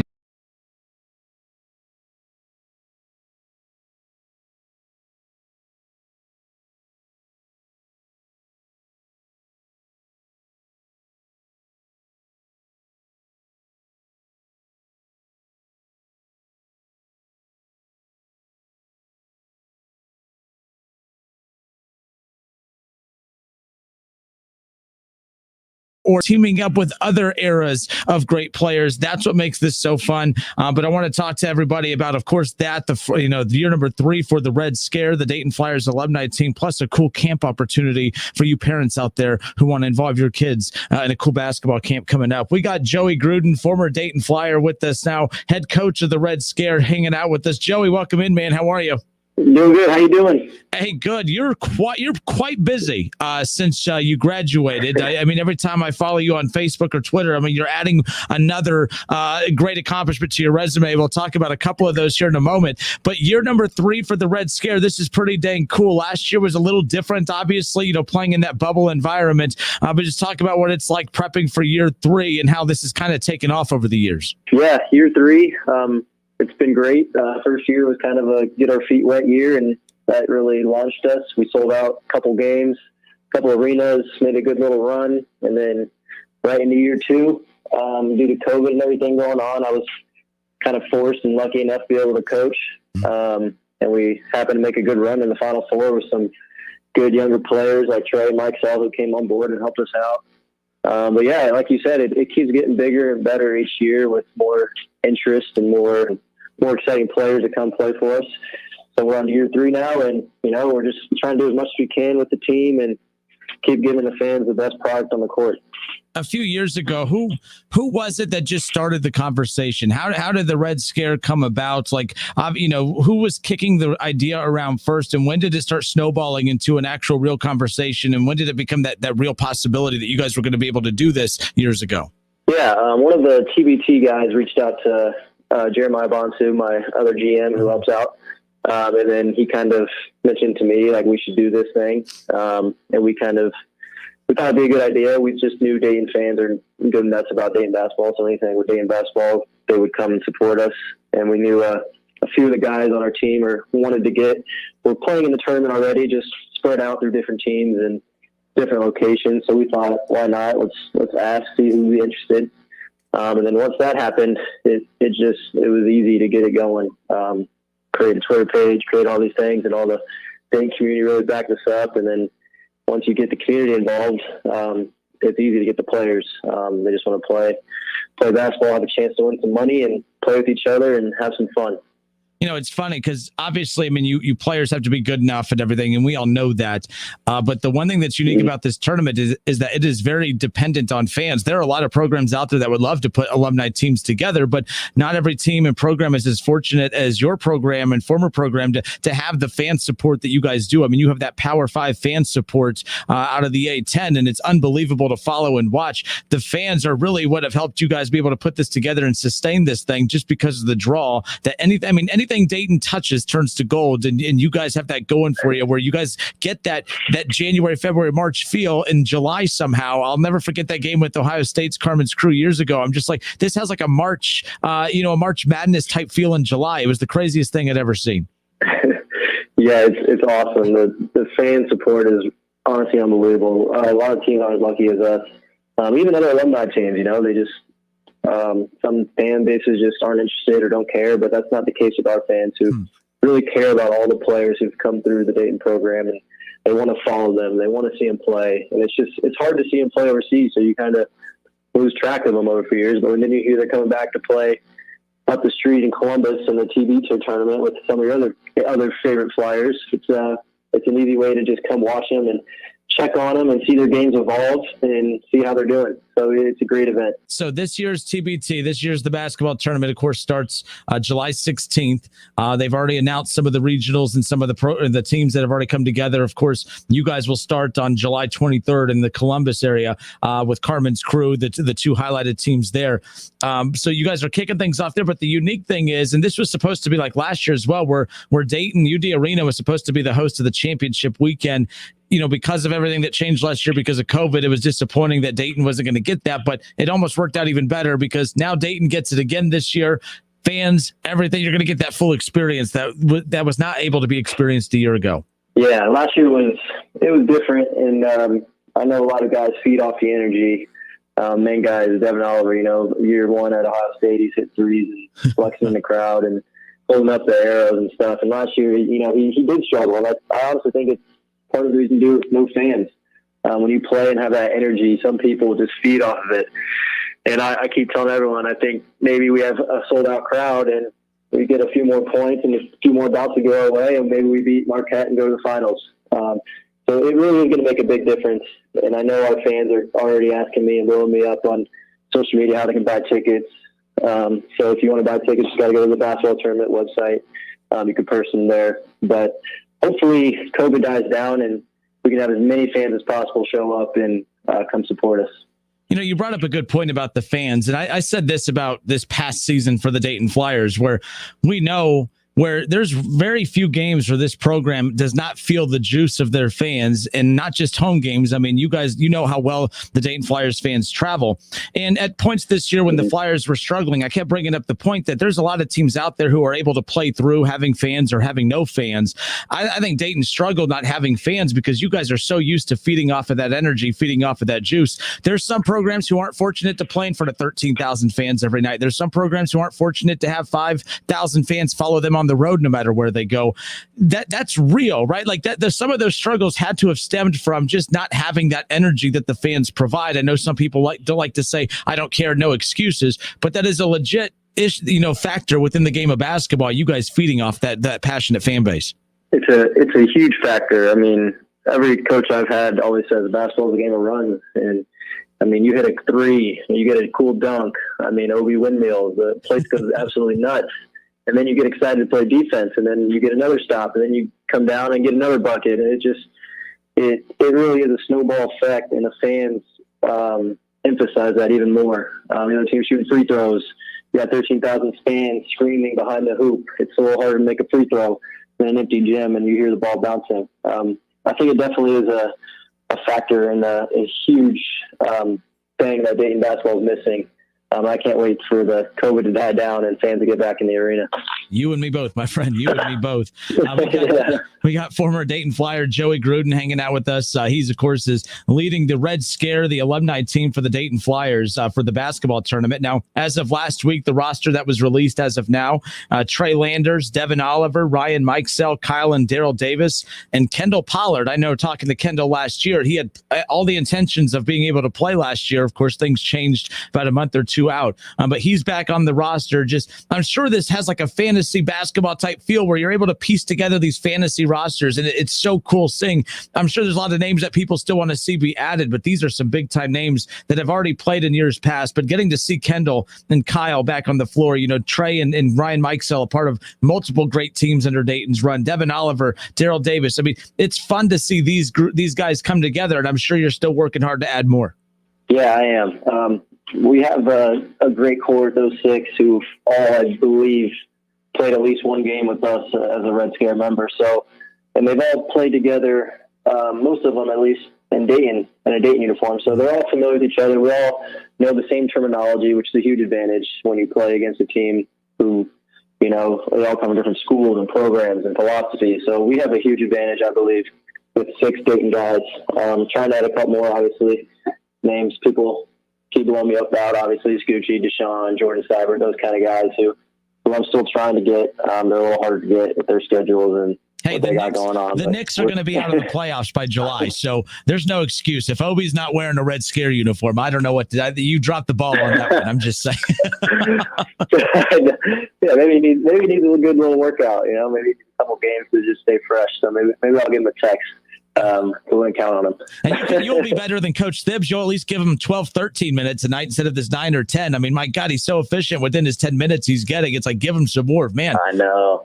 But no, with that, I mean, Scoochie's name gets brought up all the time. And look, I don't want to do this. I think it does a disservice to the guys who've already committed to play by focusing on who's not playing. But Scoochie's the one that everyone is just, I see on social media, he was asking for like 150,000 retweets or whatever. But the fans are really clamoring for him. What are some of the biggest roadblocks you run into with trying to get these guys, to be able to commit to playing? Not that saying they don't want to, but what are some of the big roadblocks that keep them from playing? Yeah, some of the biggest roadblocks for these guys are just, some depends on the agent. Some agents don't want them to play, risk getting hurt, possibly losing out on money, obviously. Some have families and wives and kids, and they play a grind season overseas, and they get only a couple months off, and they just want to spend time with their loved ones back here in America, which you can't blame them for.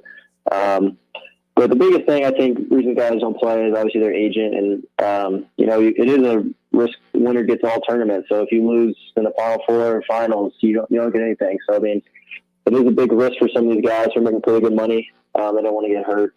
But luckily we've been able to raise some money and try to give the guys a little bit of pay just for coming out and pay for the travel and food and give them a little bit of something just for playing and working hard for the fans. So hopefully we can keep raising money, doing things like the camp, trying to do more and more each year just to give these guys a little bit of incentive to come to play.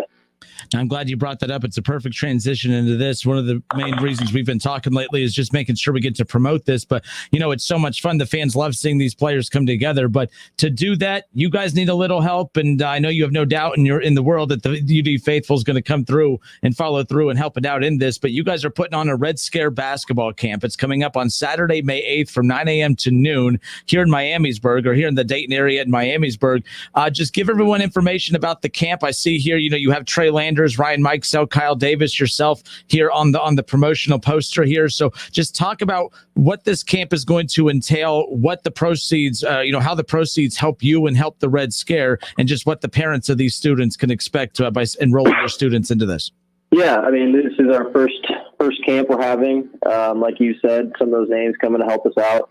Hopefully we get a couple more members of the team to come if their season gets done early overseas. But we're just hosting a little day camp for the community. It'll be a Saturday morning, like you said, May 8th from 9 to 12 at Camp Chuba. We're just going to have a lot of fun with it. I mean, we're going to have the guys be involved, playing knockout with the kids, doing contests, playing some games. It's only 3 hours, so we're going to keep it really fun and just get involved with all the kids, meet everybody, hang out a little bit afterwards, sign autographs, take pictures. We just want to just show the kids a good time because we also don't know if Dayton's going to be able to hold basketball camps, and other schools and other areas are going to be able to host camps. So us being an outside organization it allows us to do that and bring the kids together and give them something to be excited for and just hang out with the guys and some of their former favorite players and meet them and be hands-on, close to close. So I think it'll be a good experience for everyone involved. All right. For more information on that, again, coming up on Saturday, May 8th, you still have a little time to get registered.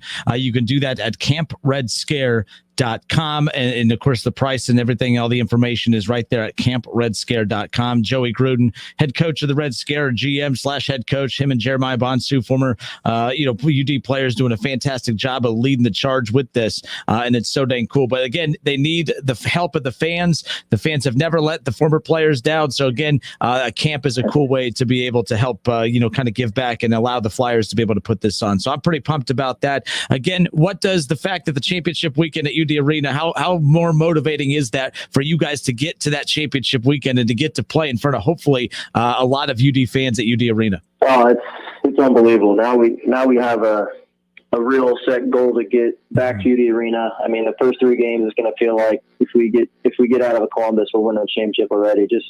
I just know our guys are dying and excited to play back in UD Arena where they loved and grew up playing, and back in front of the Flyer faithful. And we just know if we get there, we have a tremendous opportunity and a great chance to win it all with the support and the energy and everything we got going on in Dayton community. So if we can get back to the Dayton Arena, I mean, it just boosts our odds of winning the whole thing. So we're really excited about that.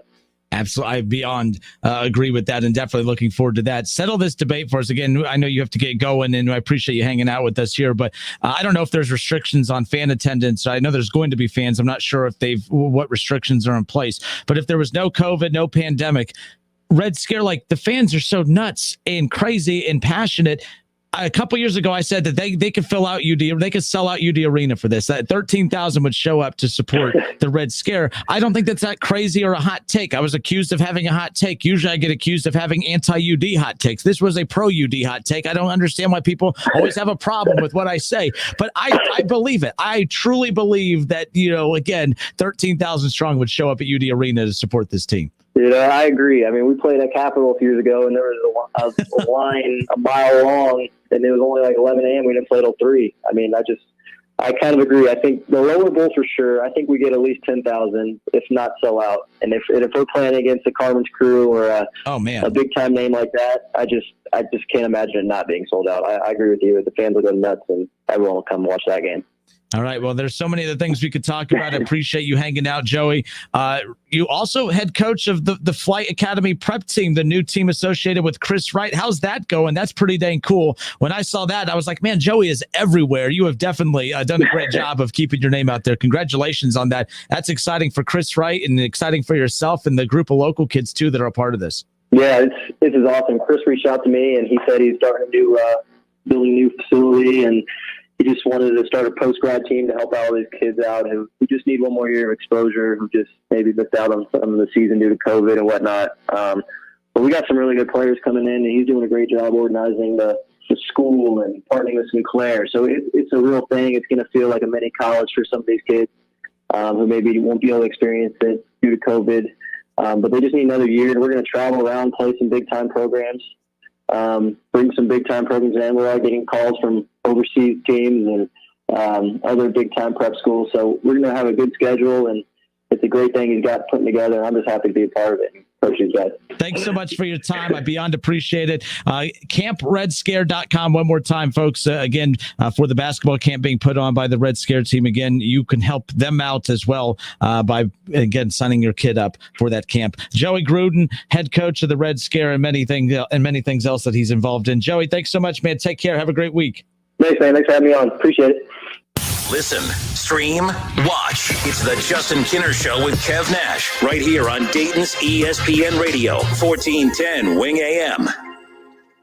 ESPN 1410 Wing AM weather. This afternoon will be partly cloudy, a high around 70. Tonight's going to be partly cloudy, a low near 40. And tomorrow's going to be partly cloudy, a high around 62. I'm Pete Spivak for 1410 ESPN Radio. For the ones finding new ways to ensure the job always gets done. For the ones wearing many hats. For the ones who are hands-on, even from far away. And the ones keeping business moving forward. We are Grainger, offering supplies and solutions for every industry, with 24/7 support and experienced staff at over 250 local branches. Call, click Grainger.com, or just stop by. Grainger, for the ones who get it done. At Napa, we keep things moving. If it has wheels and an engine, we help keep it on the road. And if it's on the road, we have parts for it. And if you need a part, you can get it fast, like same-day pickup or next-day delivery fast. At Napa, when we're not thinking about cars, we're thinking about the people who drive them. Because when it comes to serving you and our community, our motor never quits. That's Napa know-how. Same-day pickup and next-day delivery available at participating stores and on in-stock items only. It's spring. Time to take in a breath of fresh savings on appliances at the Home Depot Spring Savings Event. In-store, online, all season long. Save a bundle on the Samsung Front-Load Platinum Washer and Dryer. Plus, get free and flexible delivery. That'll give a whole new meaning to spring cleaning and a whole new upgrade to your laundry. Bring on spring with the Spring Savings Event now at the Home Depot. How doers get more done. U.S. only while supplies last. Hey Dayton, this is Dan First, 5th generation at First Florist and Greenhouses. Our garden center is now open for this season and full of beautiful garden plants, vegetables, and more. You'll be amazed at the quality and volume of plants in stock. So stop in and visit us at 1306 Troy Street in Dayton. Call us at 937-223-1213 or visit us online at firstflorist.com. That's F-U-R-S-T, florist.com. Shop First Florist and Greenhouses, celebrating 116 years in business. To all you do-it-yourselfers, get ready to welcome Fram into the fam. Because America's #1 oil filter brand now has their own new line of motor oil and fluids, and it's only at Advance and CarQuest Auto Parts. Stop into Advance and choose from 4 new Fram oil change bundles starting at just $20.99. They have the oil and filters you need to keep your engine running stronger, longer. Advance your auto at Advance Auto Parts and participating CarQuest locations. See store for details. Research shows that people remember radio ads with repetition. So to help you remember that Liberty Mutual Insurance Company customizes your home insurance so you only pay for what you need, here's a repetitive ad. Okay. Research shows that people remember radio ads with repetition. So to help you remember that Liberty Mutual Insurance Company customizes your home insurance so you only pay for what you need, here's a repetitive ad.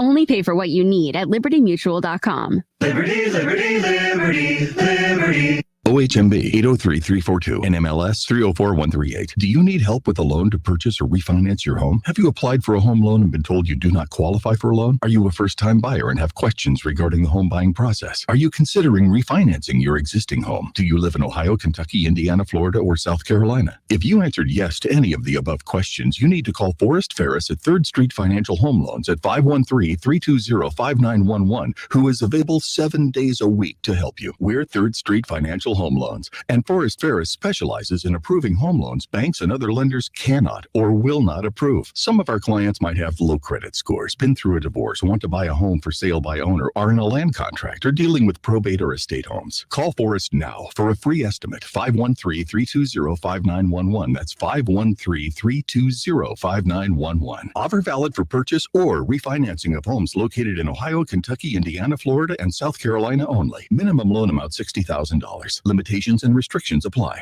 Need a U.S. passport? We can help. Hi, this is Mike Foley, your Montgomery County Clerk of Courts. Visit one of our convenient auto title locations in Huber Heights, Clayton, downtown, Moraine, and Centerville. Make us your first destination before you travel abroad. No appointments ever needed. We do passports.com for more info. Procter & Gamble, the company behind some of your favorite brands like Tide, Charmin, and Pampers, is now hiring warehouse associates and forklift drivers at the Dayton Distribution Center. Come visit us on Tuesday, April 27th from 10 a.m. to 4 p.m. at 1414 South Patterson Boulevard at the Marriott at the University of Dayton. To learn more about these great opportunities, ready to jumpstart your career by gaining new skills, or looking for great benefits and competitive pay on day one? Then go to pgcareers.com. Search for Dayton and apply today. Procter & Gamble is an equal opportunity employer. Guys, stop putting your love life on hold. U.S. Pharmacy has some exciting news. If you've been wanting to try Viagra or Cialis, now's the perfect time. Call today and receive 90 little blue or little yellow pills for only $119 with free shipping. Why order some low-dose sildenafil from one of those subscription services when we can give you what you want now? Call 800-990-6271 and we'll rush your order discreetly packaged to your door. Been thinking about trying Viagra or Cialis? Call U.S. Pharmacy at 800-990-6271 for as little as only $119 for 90 pills. Need your package in a hurry? Call 800-990-6271 and ask about our express shipping option, and we'll rush your order to you as soon as possible. Save money on the little blue or yellow pill you've been wanting to try. Again, 800-990-6271 now. That's 800-990-6271.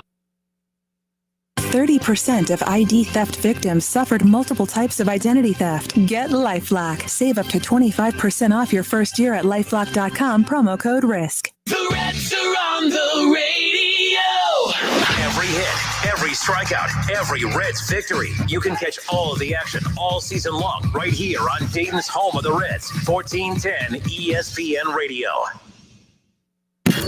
On Twitter, make sure to give us a follow. Search 1410 Kinner for Justin Kinner on Twitter. That's 1410 KINNER. And ESPN Dayton for the station Twitter handle.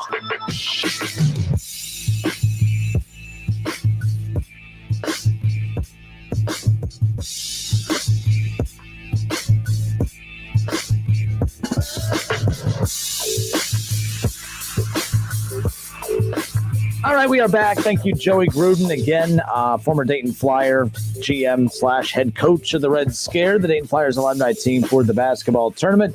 Of course, they have a camp coming up on Saturday, May 8th. I'll continue to give out more information on that, if you can get your son or daughter registered for that camp. Again, you can go to campredscare.com, campredscare.com for the camp coming up on May 8th. It's going to be held in Miamisburg. All the information, the location, the price, everything will be made available at campredscare.com. Red Scare, of course, the season, the basketball tournament tips off in mid-July.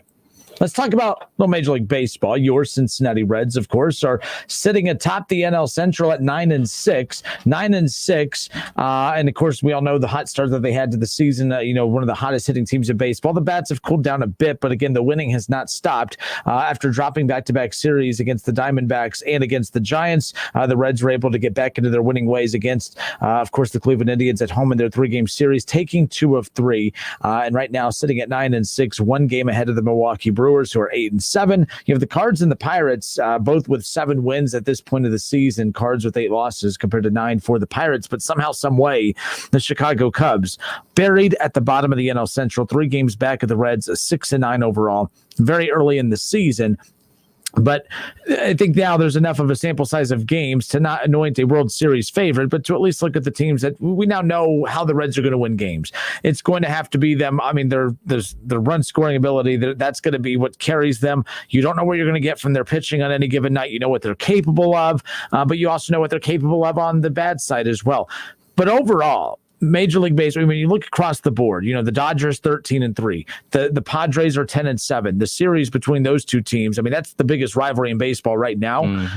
And it was one of the highest rated series in the last 10 years in Major League Baseball. In fact, this just came out a little earlier this afternoon that Major League Baseball, or MLB.TV, registers a record streaming numbers, records record streaming numbers, and it's the most watched period in its history. It goes on to say that more than 1.34 billion minutes of live games were watched through the first 3 weeks of the season. The 7 most watched days ever were recorded on MLB TV, and which have all taken place here in 2021. It's the biggest gap, and it's the biggest increase in the last 10 years.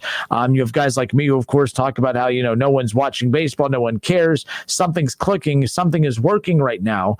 And this, of course, comes from Major League Baseball's PR on Twitter, MLB_PR, with close games, exciting star performances, and 2 no-hitters to begin the season. MLB TV and the sport across the board on all of its networks have registered the most watched 18-day period in its 20-season history, including the 7 most watched days ever. Fans have already watched over 1.34 billion minutes of live games. Congratulations to baseball.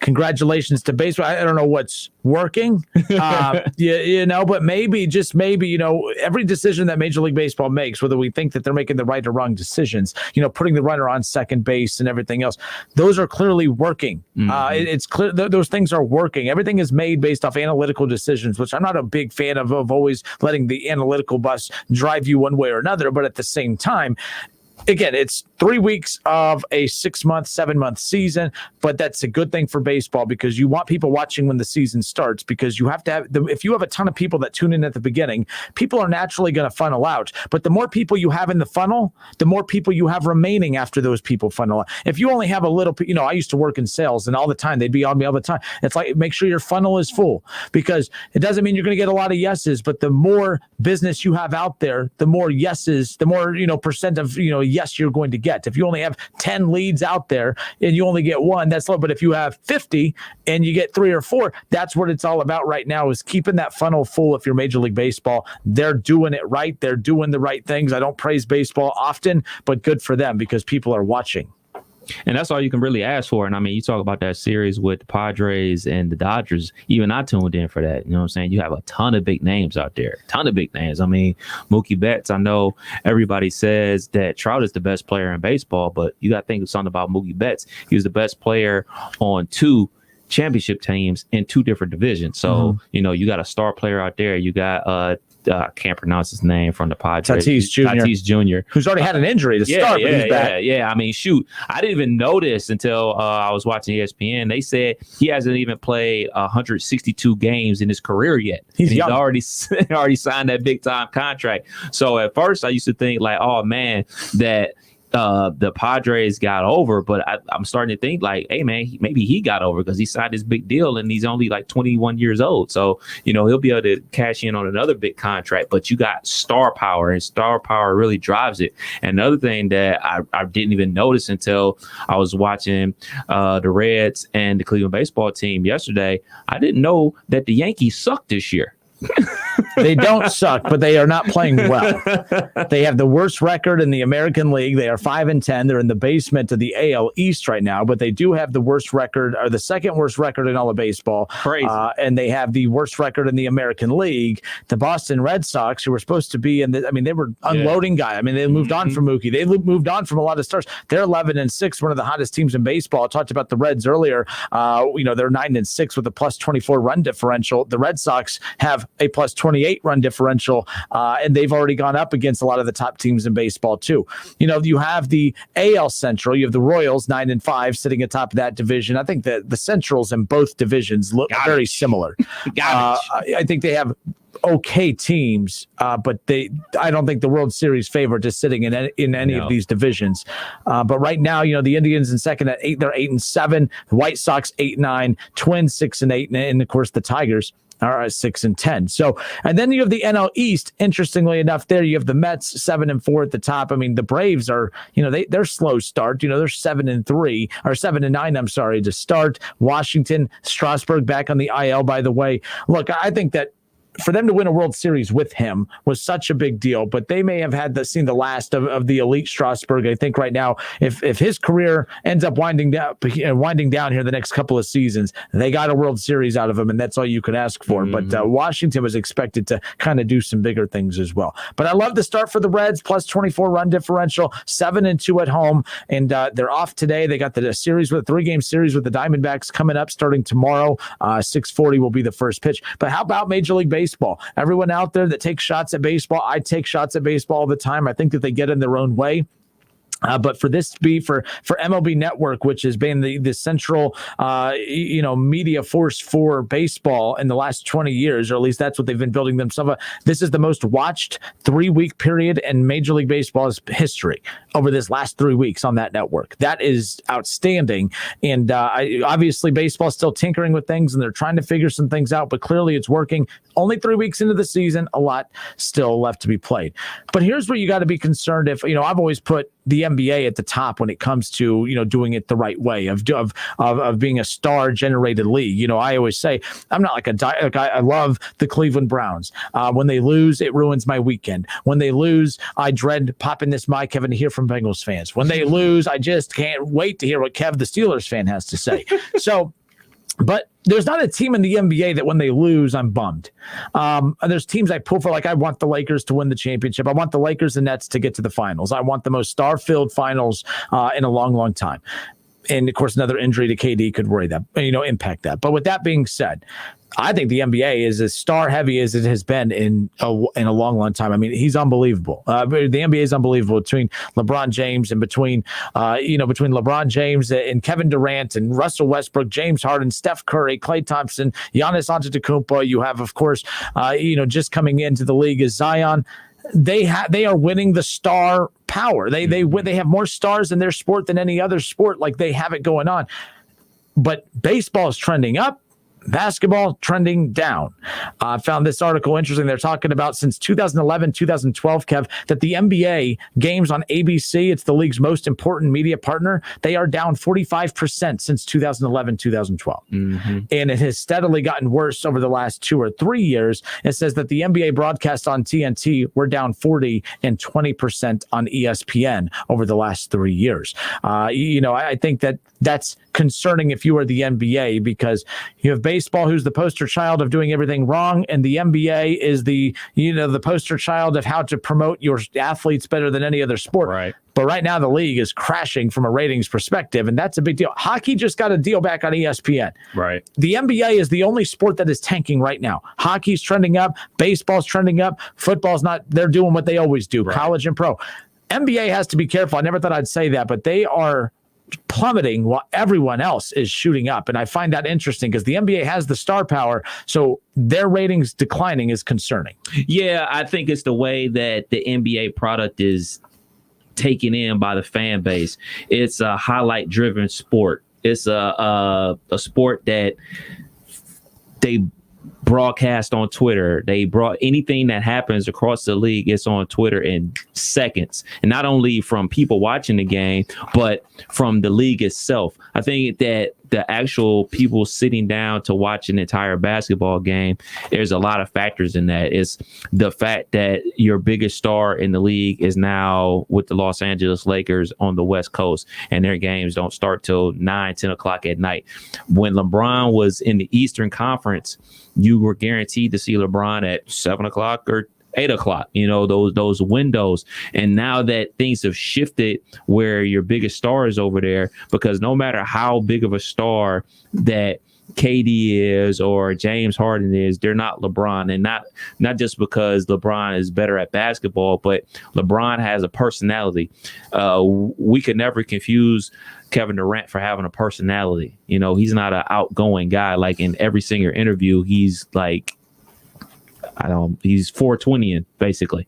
He's tomorrow, and he's like super chill. So the biggest guy in the league with the biggest personality, the most outgoing person, plays on the West Coast. So I think that has a lot to do with it. And also a lot has to do with it that people are mad at NBA for the teaming up stuff, for the flip-flopping teams. Like, it's a lot of pushback from people our age saying like, well, that's not the way you should do it. You should, stick it out with your team. So there's a lot of pushback from there. So I don't necessarily think it's just one thing that's making the NBA plummet in ratings. I think it's a combination of a lot of different things. Well, and again, when you talk about the social issues too, every sport has spoken out on social issues, but football did it in a way of they had to do it because they were pressured into doing it. Mm-hmm. Baseball just did it to do it. Baseball really wasn't pressured into being a sport to carry this message of unity, right? Baseball did it. It's like they tagged in and then they tagged out. Mm-hmm. I'm not seeing any of that in baseball. Right. Football did it for a bit because the pressure was on them. And if you notice, there's none of that right now. Mm-hmm. The NBA has been very in your face with that. And again, this isn't a morality conversation about what's right and wrong, but this is why I've always said, like when we talk about the transfer portal in basketball and football, it's what's right for the athlete. It's what's right, but sometimes it doesn't always mean it's good for business. Yes, the message of what the NBA is trying to put up, I'm not debating what's right or wrong with that message, but clearly that could be also in this article. It's listing a lot of the player movement and obviously the social issues that the NBA has been very outspoken about. That's pushing viewerships away as well. So the conversation always comes back to how much. I mean, the NBA cannot continue to keep going in a direction where you're doing the right thing by speaking up against social issues, but at the same time, you can't keep running into the flame to where you're going to burn your own product out. And that's what they're doing right now at the moment. So with the transfer portal, same thing. Sure, it's good for them. They should be able to do what regular college students do, even though they're not regular college students, Kevin. But anyway, but it doesn't mean it's good for the sport. And if the sport is not healthy, then I don't care how comfortable you're trying to make the players. If the base isn't comfortable, then you're not getting people to watch. It doesn't really matter. So do you want to be comfortable and have a product no one watches, or do what the sport's been doing its whole entire run and have everyone watch you? My point is with all of this, when it comes to the NBA, I just think that they're running into the flame. They're continuing to ignore that. Hey, fans are telling you why they're not watching you, and you're ignoring it. I think it's a specific fan that's not watching. I think it's a fan base that isn't watching. Now, there's a huge fan base that is, and it isn't just the players that are speaking out about this. Coaches are speaking out about it as well. If you look at things that Greg Popovich has said, obviously Steve Kerr speaks out about it. I mean, Stan Van Gundy speaks out about it all the time. Like, it's not just the players that are speaking out about it, it's the coaches as well. And I think obviously the players have a bigger voice because those are guys that are being seen and everything like that. But it's a collective unit. And I'm with you. I understand what you're saying about, like this can be a sticky subject where like, hey man, are we cutting off our nose to spite our face situation, or are you going to stand up for what's right? And I think the league in itself, not only the league in itself, but the players who are the quote unquote the product are standing on that. And I mean, maybe it's a bridge that they're going to burn on, but we're going to see. But the league has a responsibility as a business we're not like, if I'm the NBA, we're not burning on that bridge though, because the platform that you are speaking on, was bigger. You're only as big as your platform. And if you're continuing to burn your platform to the ground, that's not the phrasing I want to use. But if you're continuing to just to erode, if the platform is eroding beneath you, how strong your message then weakens as the platform becomes smaller. So it's like, that's where the NBA is going to have to figure it out. The NBA has been dealing with this since the 60s with Kareem being outspoken about, the Vietnam War and everything like that. It's a situation that the league has always had to deal with, especially the NBA. And, it's something that, that they have to deal with because the NBA players are in a different situation than the NFL players. The NFL players, they have a career expectancy of 3 years, where NBA players expectancy is 5 to 6 years. And once you hit 5 to 6 years, you get that pension. So the NBA players, and not only the players, but the strongest voices are the best players. It is the LeBron speaking out. It is, Chris Paul speaking out. It is the stars of the league speaking out. So I understand that the league is up against something, but without your stars, you don't have a league. And that's right. But without the league, there's no stars. No one knows who the hell these guys are if there's no NBA. But they have a platform on their own. So when they speak because of the NBA, those guys are nothing without the NBA. I don't think that's true. No one knows who Kyrie or LeBron or anyone is if there's no NBA. Of course. I mean, they're going to be China's biggest star. They're already stars in the league. They're already stars now. So, but if there's no league, there's no stars. No, that maybe for the up and coming guys, but these guys are already established. They already have what they came here for. To speak, especially LeBron, he has the rings, he has the money, he has the clout. So, if the NBA comes out with a rule and says, all right, no more talking about politics and no more talking about protests and everything like that, LeBron can easily just go on his social media. LeBron can easily team up with one of his media partners in LA and just do a show. Like KD has his show that's on ESPN, the Boardroom. Like they can still do things if the NBA chooses to say nix on all public issues going around the country. I think it would be a horrible move to try to muzzle people from their freedom of speech. But, that's the league's choice. If they agree to that, then they agree that then the players will just do it in another venue. All right, it's the Justin Kinder Show with Kev Nash here, hanging out with you here on a Monday. Ann Anderson on Facebook says, not a baseball TV watcher, prefer to be at a Dragons game in person, but a radio listener, yes. Give me a good radio play-by-play guy over TV anytime. I thought she was talking about that. And I can get so many more games on the radio. Red Barber, Bob Prince, Eugene Mittendorf got you with that one, and Ron Santo. Thank you, Ann, for coming in on the clutch with that one. But absolutely, but good for baseball on the up. But no, the NBA, the most star-driven league in all of sports. I mean, look, you could say, oh, the NFL has a lot of stars. Yeah, they have stars, but like, are the stars big? I mean, the Cowboys brand is bigger than any star in the NFL. Tom Brady is probably the biggest star in the league. Patrick Mahomes, he's a rising star. Patrick Mahomes isn't bigger. The only player that I think of in the NFL that you can argue is as big as the league is Tom Brady, and that's about it. No one else comes close to being as big as the NFL. But LeBron is bigger than the NBA. Kevin Durant, I mean, these names are as big as the league that they play in. And I think that, that's going to be interesting moving forward, how that's all going to pan out. But the NBA, when I read that article today, that it's the only professional sport that is declining from revenue, from ratings and everything, while the other sports are thriving, I just found that interesting nonetheless. All right, we'll step away for a few moments. So everyone remembers Nick Castellanos got the 2-game suspension for starting the brawl back in Game 2 against the Cardinals and Game 2 of the regular season, apparently. Yeah. Remember, he flexed over the pitcher on the at home plate as he was able to steal home for a run. So with that being said, he appealed it, and my God, 2 years later, they finally came up with a decision. We'll be back in a moment.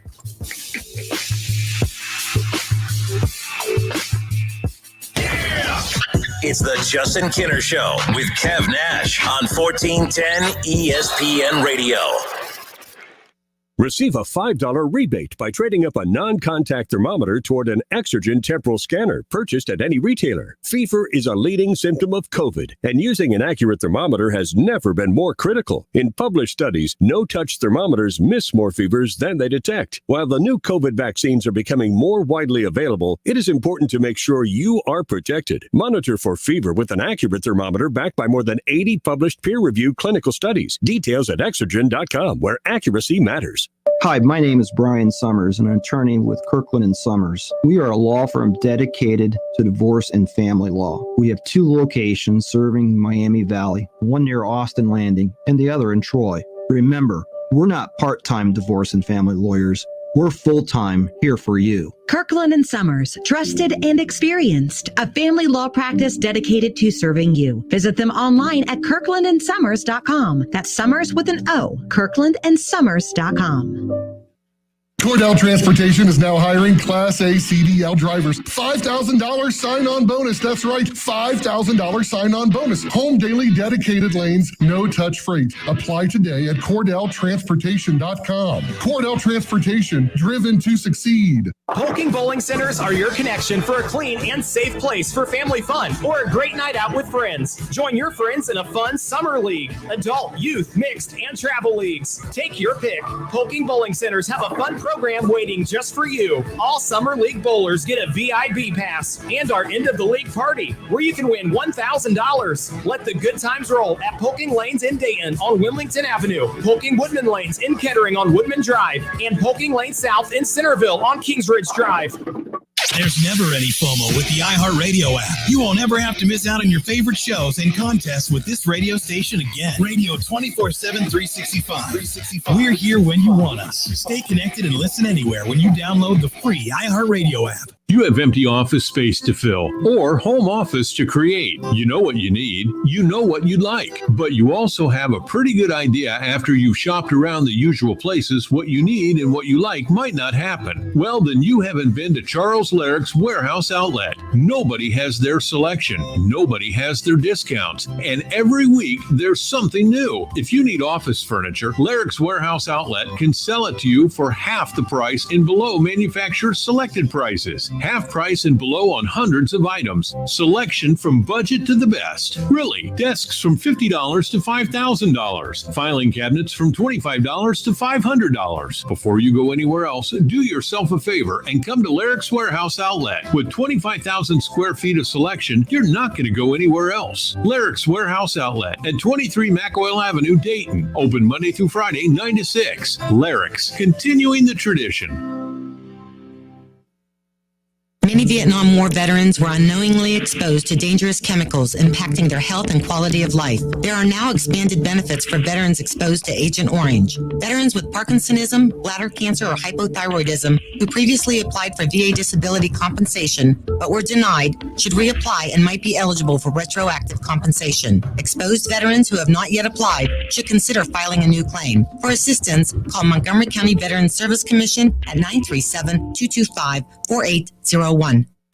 Save big today on your new Hyundai. Shop us first at Superior Hyundai of Beaver Creek. Monday, Tuesday, Wednesday, work day, play day, every day. Thursday, Friday, Saturday. Save every day at Superior Hyundai. Looking for a new car or SUV? Put Superior Hyundai of Beaver Creek on your shopping list and save. Superior has nearly 400 new Hyundais available, all backed by America's best 10-year, 100,000-mile warranty and the Hyundai Assurance. But that's not all. Right now, 0% financing for 60 months is available on most new 2021 Hyundai vehicles. Save every day and every way on a brand new Hyundai. Shop us first. Check out SuperiorHyundaiBeaverCreek.com. Monday, Tuesday, Wednesday, work day, play day, every day. Thursday, Friday, Saturday. Save every day at Superior Hyundai. Excludes Palisade equals $1,667 per thousand financed with approved credit plus tax title and fees. See dealer for details. Expires 5/3/21.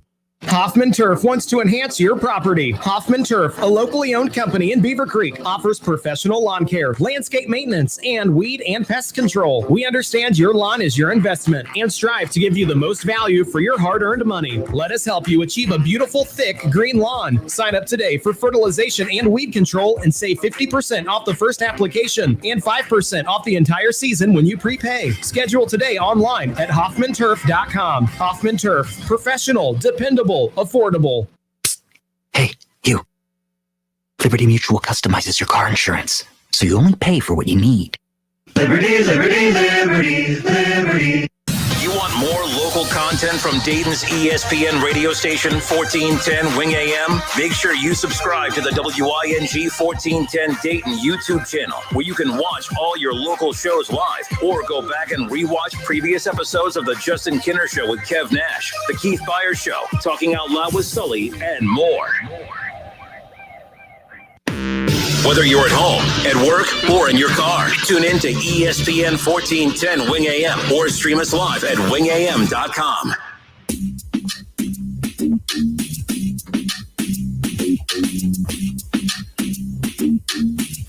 All right, so we all know what happened. Game 2 against the Cardinals. Reds 9-6, by the way, first place in the NL Central. Right now, they could. Again, a lot of baseball still have to be played in the month of April, but they haven't had a winning April since 2013. Hopefully, they put an end to that drought here this April, but right now sitting at the top of the NL Central, the Cubs in last place. How about that? I don't know what's more surprising, the Cubs in last place. I think the Cubs in last place in the NL Central, Kev, is more surprising than the Yankees in last place in their division, mainly because the NL Central's not good. Right. I think that's more alarming. I think if you're in last place in a bad division, that's more alarming than being in last place in a division that has a team that averages about 90 plus wins. And even, in the Rays and I know that the Red Sox are, they're in that weird transitioning period, but they're still pretty good. And they're winning a lot of games. They're sitting atop right now. The Orioles have kind of caught a little fire, which I don't expect much from them the rest of the way. But I think that the Cubs being in last place in the NL Central is more alarming than the Yankees being. I think no one is really freaking out about the Yankees. We knew that the Cubs had taken a step back, but I think we just looked at them as the Cubs. There's certain teams that have earned the right to, even if the roster looks different, like for instance, the Warriors. After Kevin Durant left, and I remember saying well, they're still going to win because they're the Warriors. Well, eventually it takes a little bit, but then reality kicks in. I'm like, oh yeah, they're not good anymore. Right. Injuries and all that stuff. So it's weird to see the Cubs lose games again, even though for pretty much the first 20 years of my life, that's all they did. So anyways, but point is it's weird to see the Cubs there. But in game 2 of the regular season, Nick Castellanos started a brawl with the Cardinals. I don't know how you start anything when you don't physically touch anybody, and if you can't sit there and tell your kids, just ignore what they say and move on. And then the team that got physical gets no punishment. And the guy that started it usually it's the last guy that gets caught. It's never the first guy that starts. It's always the guy that reacts, right? But Cincinnati Reds outfielder, according to ESPN's Jeff Passan, this broke about right as we went on the air earlier, that Nick Castellanos, his appeal of a 2-game suspension has been denied. And those sources tell ESPN's Castellanos will serve both games for what MLB called his aggressive actions and for instigating a bench-clearing incident against the Cardinals in the second game of the season. Now, here's where it's comical. I just praised Major League Baseball for it being the most viewed 3-week period in 20 years. But Major League Baseball also, the reason they stuck to their guns, keep in mind, Nick Castellanos didn't touch one person. He didn't touch it. He didn't touch one single person. You have Yadier Molina. There are multiple shots of him reaching through the pipe. Remember, they had to be separated. He was grabbing the back of the neck of Castellanos, physically grabbing him. Mm-hmm. And they are punishing the younger brother for instigating it. Like, you know what I mean? Or the older brother, I get. The older brother, you pick. I mean, I'm the oldest in our family. I'm horrible. I pick on my brothers way too much. That explains a lot. Yeah, I'm a bully with my brothers. I love my brothers, but I pick on them all the dang time. My brother, he'd go to sleep. I'd put his hand in. I'd get the pan of hot water and put his hand in there and what what else did I do? I would take a cup of water and I'd pour it on him to make him think he peed himself in the middle. I was a bully to my brothers. It is what it is. So that's what. But every time what I would end up doing is I would do that. Then my brother would get super ticked. He'd come in my room and throw something at my head and try to kill me. And then my parents would yell at my brother, "What? You're not going to get mad at him?" And then he'd go storm to his room, and he was going to slam his door, but my parents took the door off his room because he's a horrible kid. He was a horrible kid. He's fine now. He's in the military. He's great, but he was a horrible kid. And so it's funny. And my brother would always get in trouble for reacting to what I did. And that's how it always is. In fact, you always have people tell you, remember, you got to make sure you stay composed, because it's never the person that starts it. It's always how you react. It's going to be this is different. This goes against everything in life that we've ever been told. Nick Castellanos starts it, but doesn't physically touch anybody. The Cardinals physically touch people, but they say, hey, we're not going to hold anything that you did against you because he instigated it. But here's where it gets interesting. Major League Baseball cites health and safety protocols as its rationale for suspension. The same freaking league that a year ago at the World Series, I forgot what the player, who the player was, Kev. They told the player before the game, in the middle of the game, that they had to pull him because he tested positive for COVID. Right. He knew he had COVID. And instead of going home, they told him he had to go home. He didn't go home. In fact, he just said, screw it. He went and put his goggles on. He put his his World Series hat on, and he's there in all the team pictures after the World Series game with COVID, shoulder to shoulder with teammates. His coach, who's like 60-something years old, behind him, and Major League Baseball didn't do a thing. They didn't suspend him. They didn't punish the Dodgers. They didn't do anything, Kev. That league does not care about health and safety protocols. And then you're going to sit there and use health and safety protocols as your rationale for suspending, Nick Castellanos. Give me a damn break. Then there was also a little brawl between the Dodgers and the Padres this past weekend. Mm-hmm. They were, nose to nose. They were being pushed back. They were shoving and pushing. Nothing came out of that. So is it just because you're trying to make an example of a mid-tier team like the Reds, because you're not going to touch the product that is the Dodgers and the Padres? I don't get it. I find this to be infuriating. I usually don't I don't do the homeristic thing of, man, I can't believe you did that to my team, but I find this absolutely embarrassing. Major League Baseball actually using health and safety protocols as its rationale for suspending him when he didn't do a damn thing wrong. Garbage. I mean, look, man, you need some type of excitement in your game. If the guy's taunting, oh well, man, it's just part of the game. Taunting is part of the game. If it's excessive, you do something about it. But a suspension for taunting after he's the one being grabbed is ridiculous. It's just plain ridiculous. And this is what feeds into those theories from fans that say they got it out for us. It's small things like this that turn into big things when something like this happens in the playoffs. These are where conspiracy theories are built. In the regular season, when it's a small thing in the world of 162, it's 2 of 162. It's really not gonna make a big deal. But let one of them games down the stretch not go the Reds' way in September, and they miss the playoffs by one game. this is what they're going to point to. Like, well, if they didn't suspend him, we would have been in there because he would have been in the lineup versus so-and-so, and we'd have won that game, yada, yada, yada. And that's where conspiracy theories are born. It's a bogus by Major League Baseball. It's a bogus excuse by them tenfold, because just like you brought up with things that happen in the World Series, it's totally bogus. I mean, it's whack. I can't get behind that at all. Yeah, so the Reds, again, off today. They'll be back in action tomorrow. They'll start a 3-game series with the Diamondbacks. They've already dropped 2 of 3 against the Diamondbacks on the road in their West Coast swing that they had after the series with the Pirates.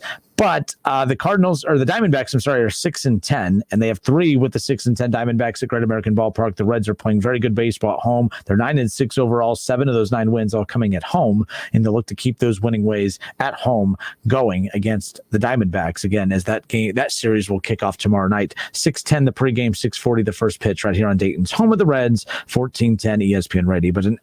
But an absolute embarrassing decision on Major League Baseball. My thing is this: he appealed it. Let him win the appeal. Move on. You're going to stick to your guns over 2 games. And Castellanos had every right in the world to appeal it. He had every right in the world to appeal. First of all, everyone appeals. That's your first step always. Even if you know you're in the wrong, which he wasn't, you appeal. Unbelievable. All right, we'll step away for a few moments. We talked about the spring game earlier. And our thoughts on it. And that's our opinions on it. We're just 2 radio boobs.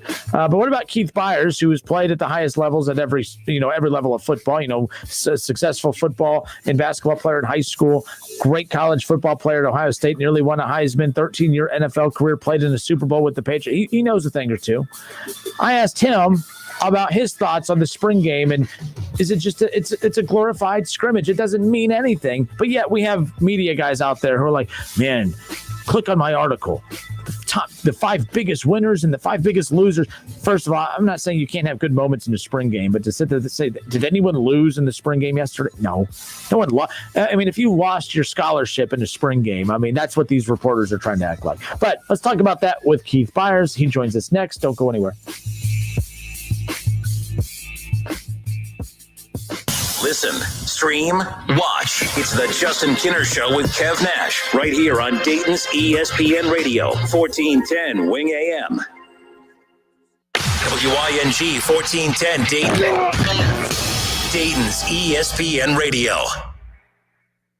Here's football legend Howie Long for Skechers Arch Fit shoes. Do you like comfort? Of course you do. Everyone does. But if you've never tried Arch Fit shoes from Skechers, you're missing out on next level comfort. Saying you like comfort but not trying Arch Fit is like saying you like Italian food but you've never tried pasta. You're missing out on the number one thing. Because with Arch Fit, Skechers created a whole new kind of comfort. They teamed up with podiatrists who used over 20 years of data to create a shoe that provides total foot and arch support for all-day comfort. Arch Fit distributes support across the arch no matter what foot type you have. You don't need an arch problem to love how they feel. And you say you have a passion for comfort but haven't tried them? That's like saying you're a sports fan but have never watched football. It makes no sense. So if you're the kind of person who claims to like comfort, stop what you're doing and try a pair of Arch Fit exclusively from Skechers. Then you'll finally understand true comfort. See all the styles of comfortable, machine-washable Arch Fit shoes now at Skechers.com. Hey Dayton, this is Dan First, 5th generation at First Florist and Greenhouses. Our garden center is now open for this season and full of beautiful garden plants, vegetables, and more. You'll be amazed at the quality and volume of plants in stock. So stop in and visit us at 1306 Troy Street in Dayton.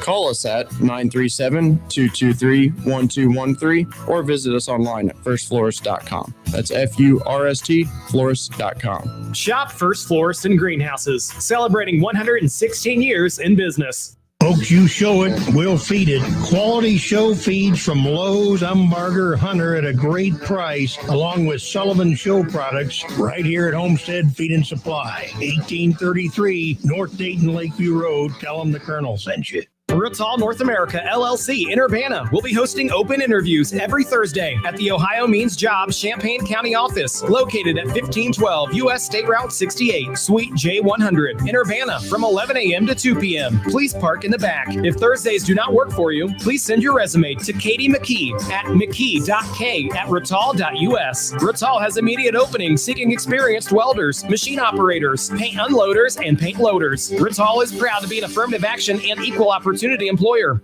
Your home for fun, food, sports, and spirits is also the home for value. Frickers Everyday Value begins on Monday with boneless frickin' chicken wings, 69 cents each. Tuesday offers traditional frickin' chicken wings, 69 cents each. On Wednesday, enjoy a steak dinner for $6.99. And Thursday, frickin' chicken chunks for $6.99. Download the Frickers mobile app to receive loyalty points, free food, and order online. Today and every day, the home for everyday values is the home for fun, food, sports, and spirits. Frickers. 30% of ID theft victims suffered multiple types of identity theft. Get LifeLock. Save up to 25% off your first year at lifelock.com, promo code RISK. The Reds are on the radio. Every hit, every strikeout, every Reds victory. You can catch all of the action all season long right here on Dayton's home of the Reds, 1410 ESPN Radio. All sports, all the time. This is 1410 ESPN Radio. All right, we welcome you back. It's the Justin Kinner Show with Kev Nash, presented by Kirkland & Summers and Orion Sports Medicine, hanging out with you here on a Monday. I hope everyone had a great weekend. You can catch the Keith Byers Show every Monday from noon to 1, and he's here hanging out after his show and before our show, so I thought it'd be a good time to kind of catch up with him and kind of pick his brain a little bit coming out to the spring game from over the weekend, as well as we're just under 2 weeks away from the NFL draft, so a lot to get into. Keith, first of all, you talked a lot about the spring game on your show earlier today. I saw an interesting tweet that was sent to you earlier this afternoon that said, you being a former player, what exactly are we getting out of a spring game? What exactly are you as a former player, you as a player, getting out of a spring game that you're not necessarily, what are you getting out of that you're not getting out of practice? I mean, is this just a glorified scrimmage just to make some money for the program, or how important are these spring games? Well, today's, it's a glorified scrimmage, and it's a marketing tool more so than evaluation tool, where it used to be more about evaluating, your talent, and let the marketing just jump in it, as you can. And it makes everybody's job harder.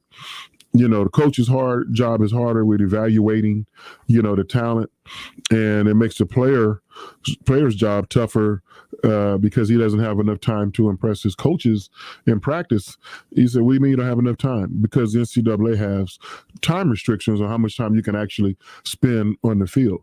In the throwback era when I was, coming up, NCAA didn't monitor how much we practiced. It was on, every school had their own system, and it is what it is. I mean, Earl Bruce, my head coach at Ohio State at the time, used to tell us we practice shorter than everybody in the country except for USC, and all they practice on is student body left and student body right.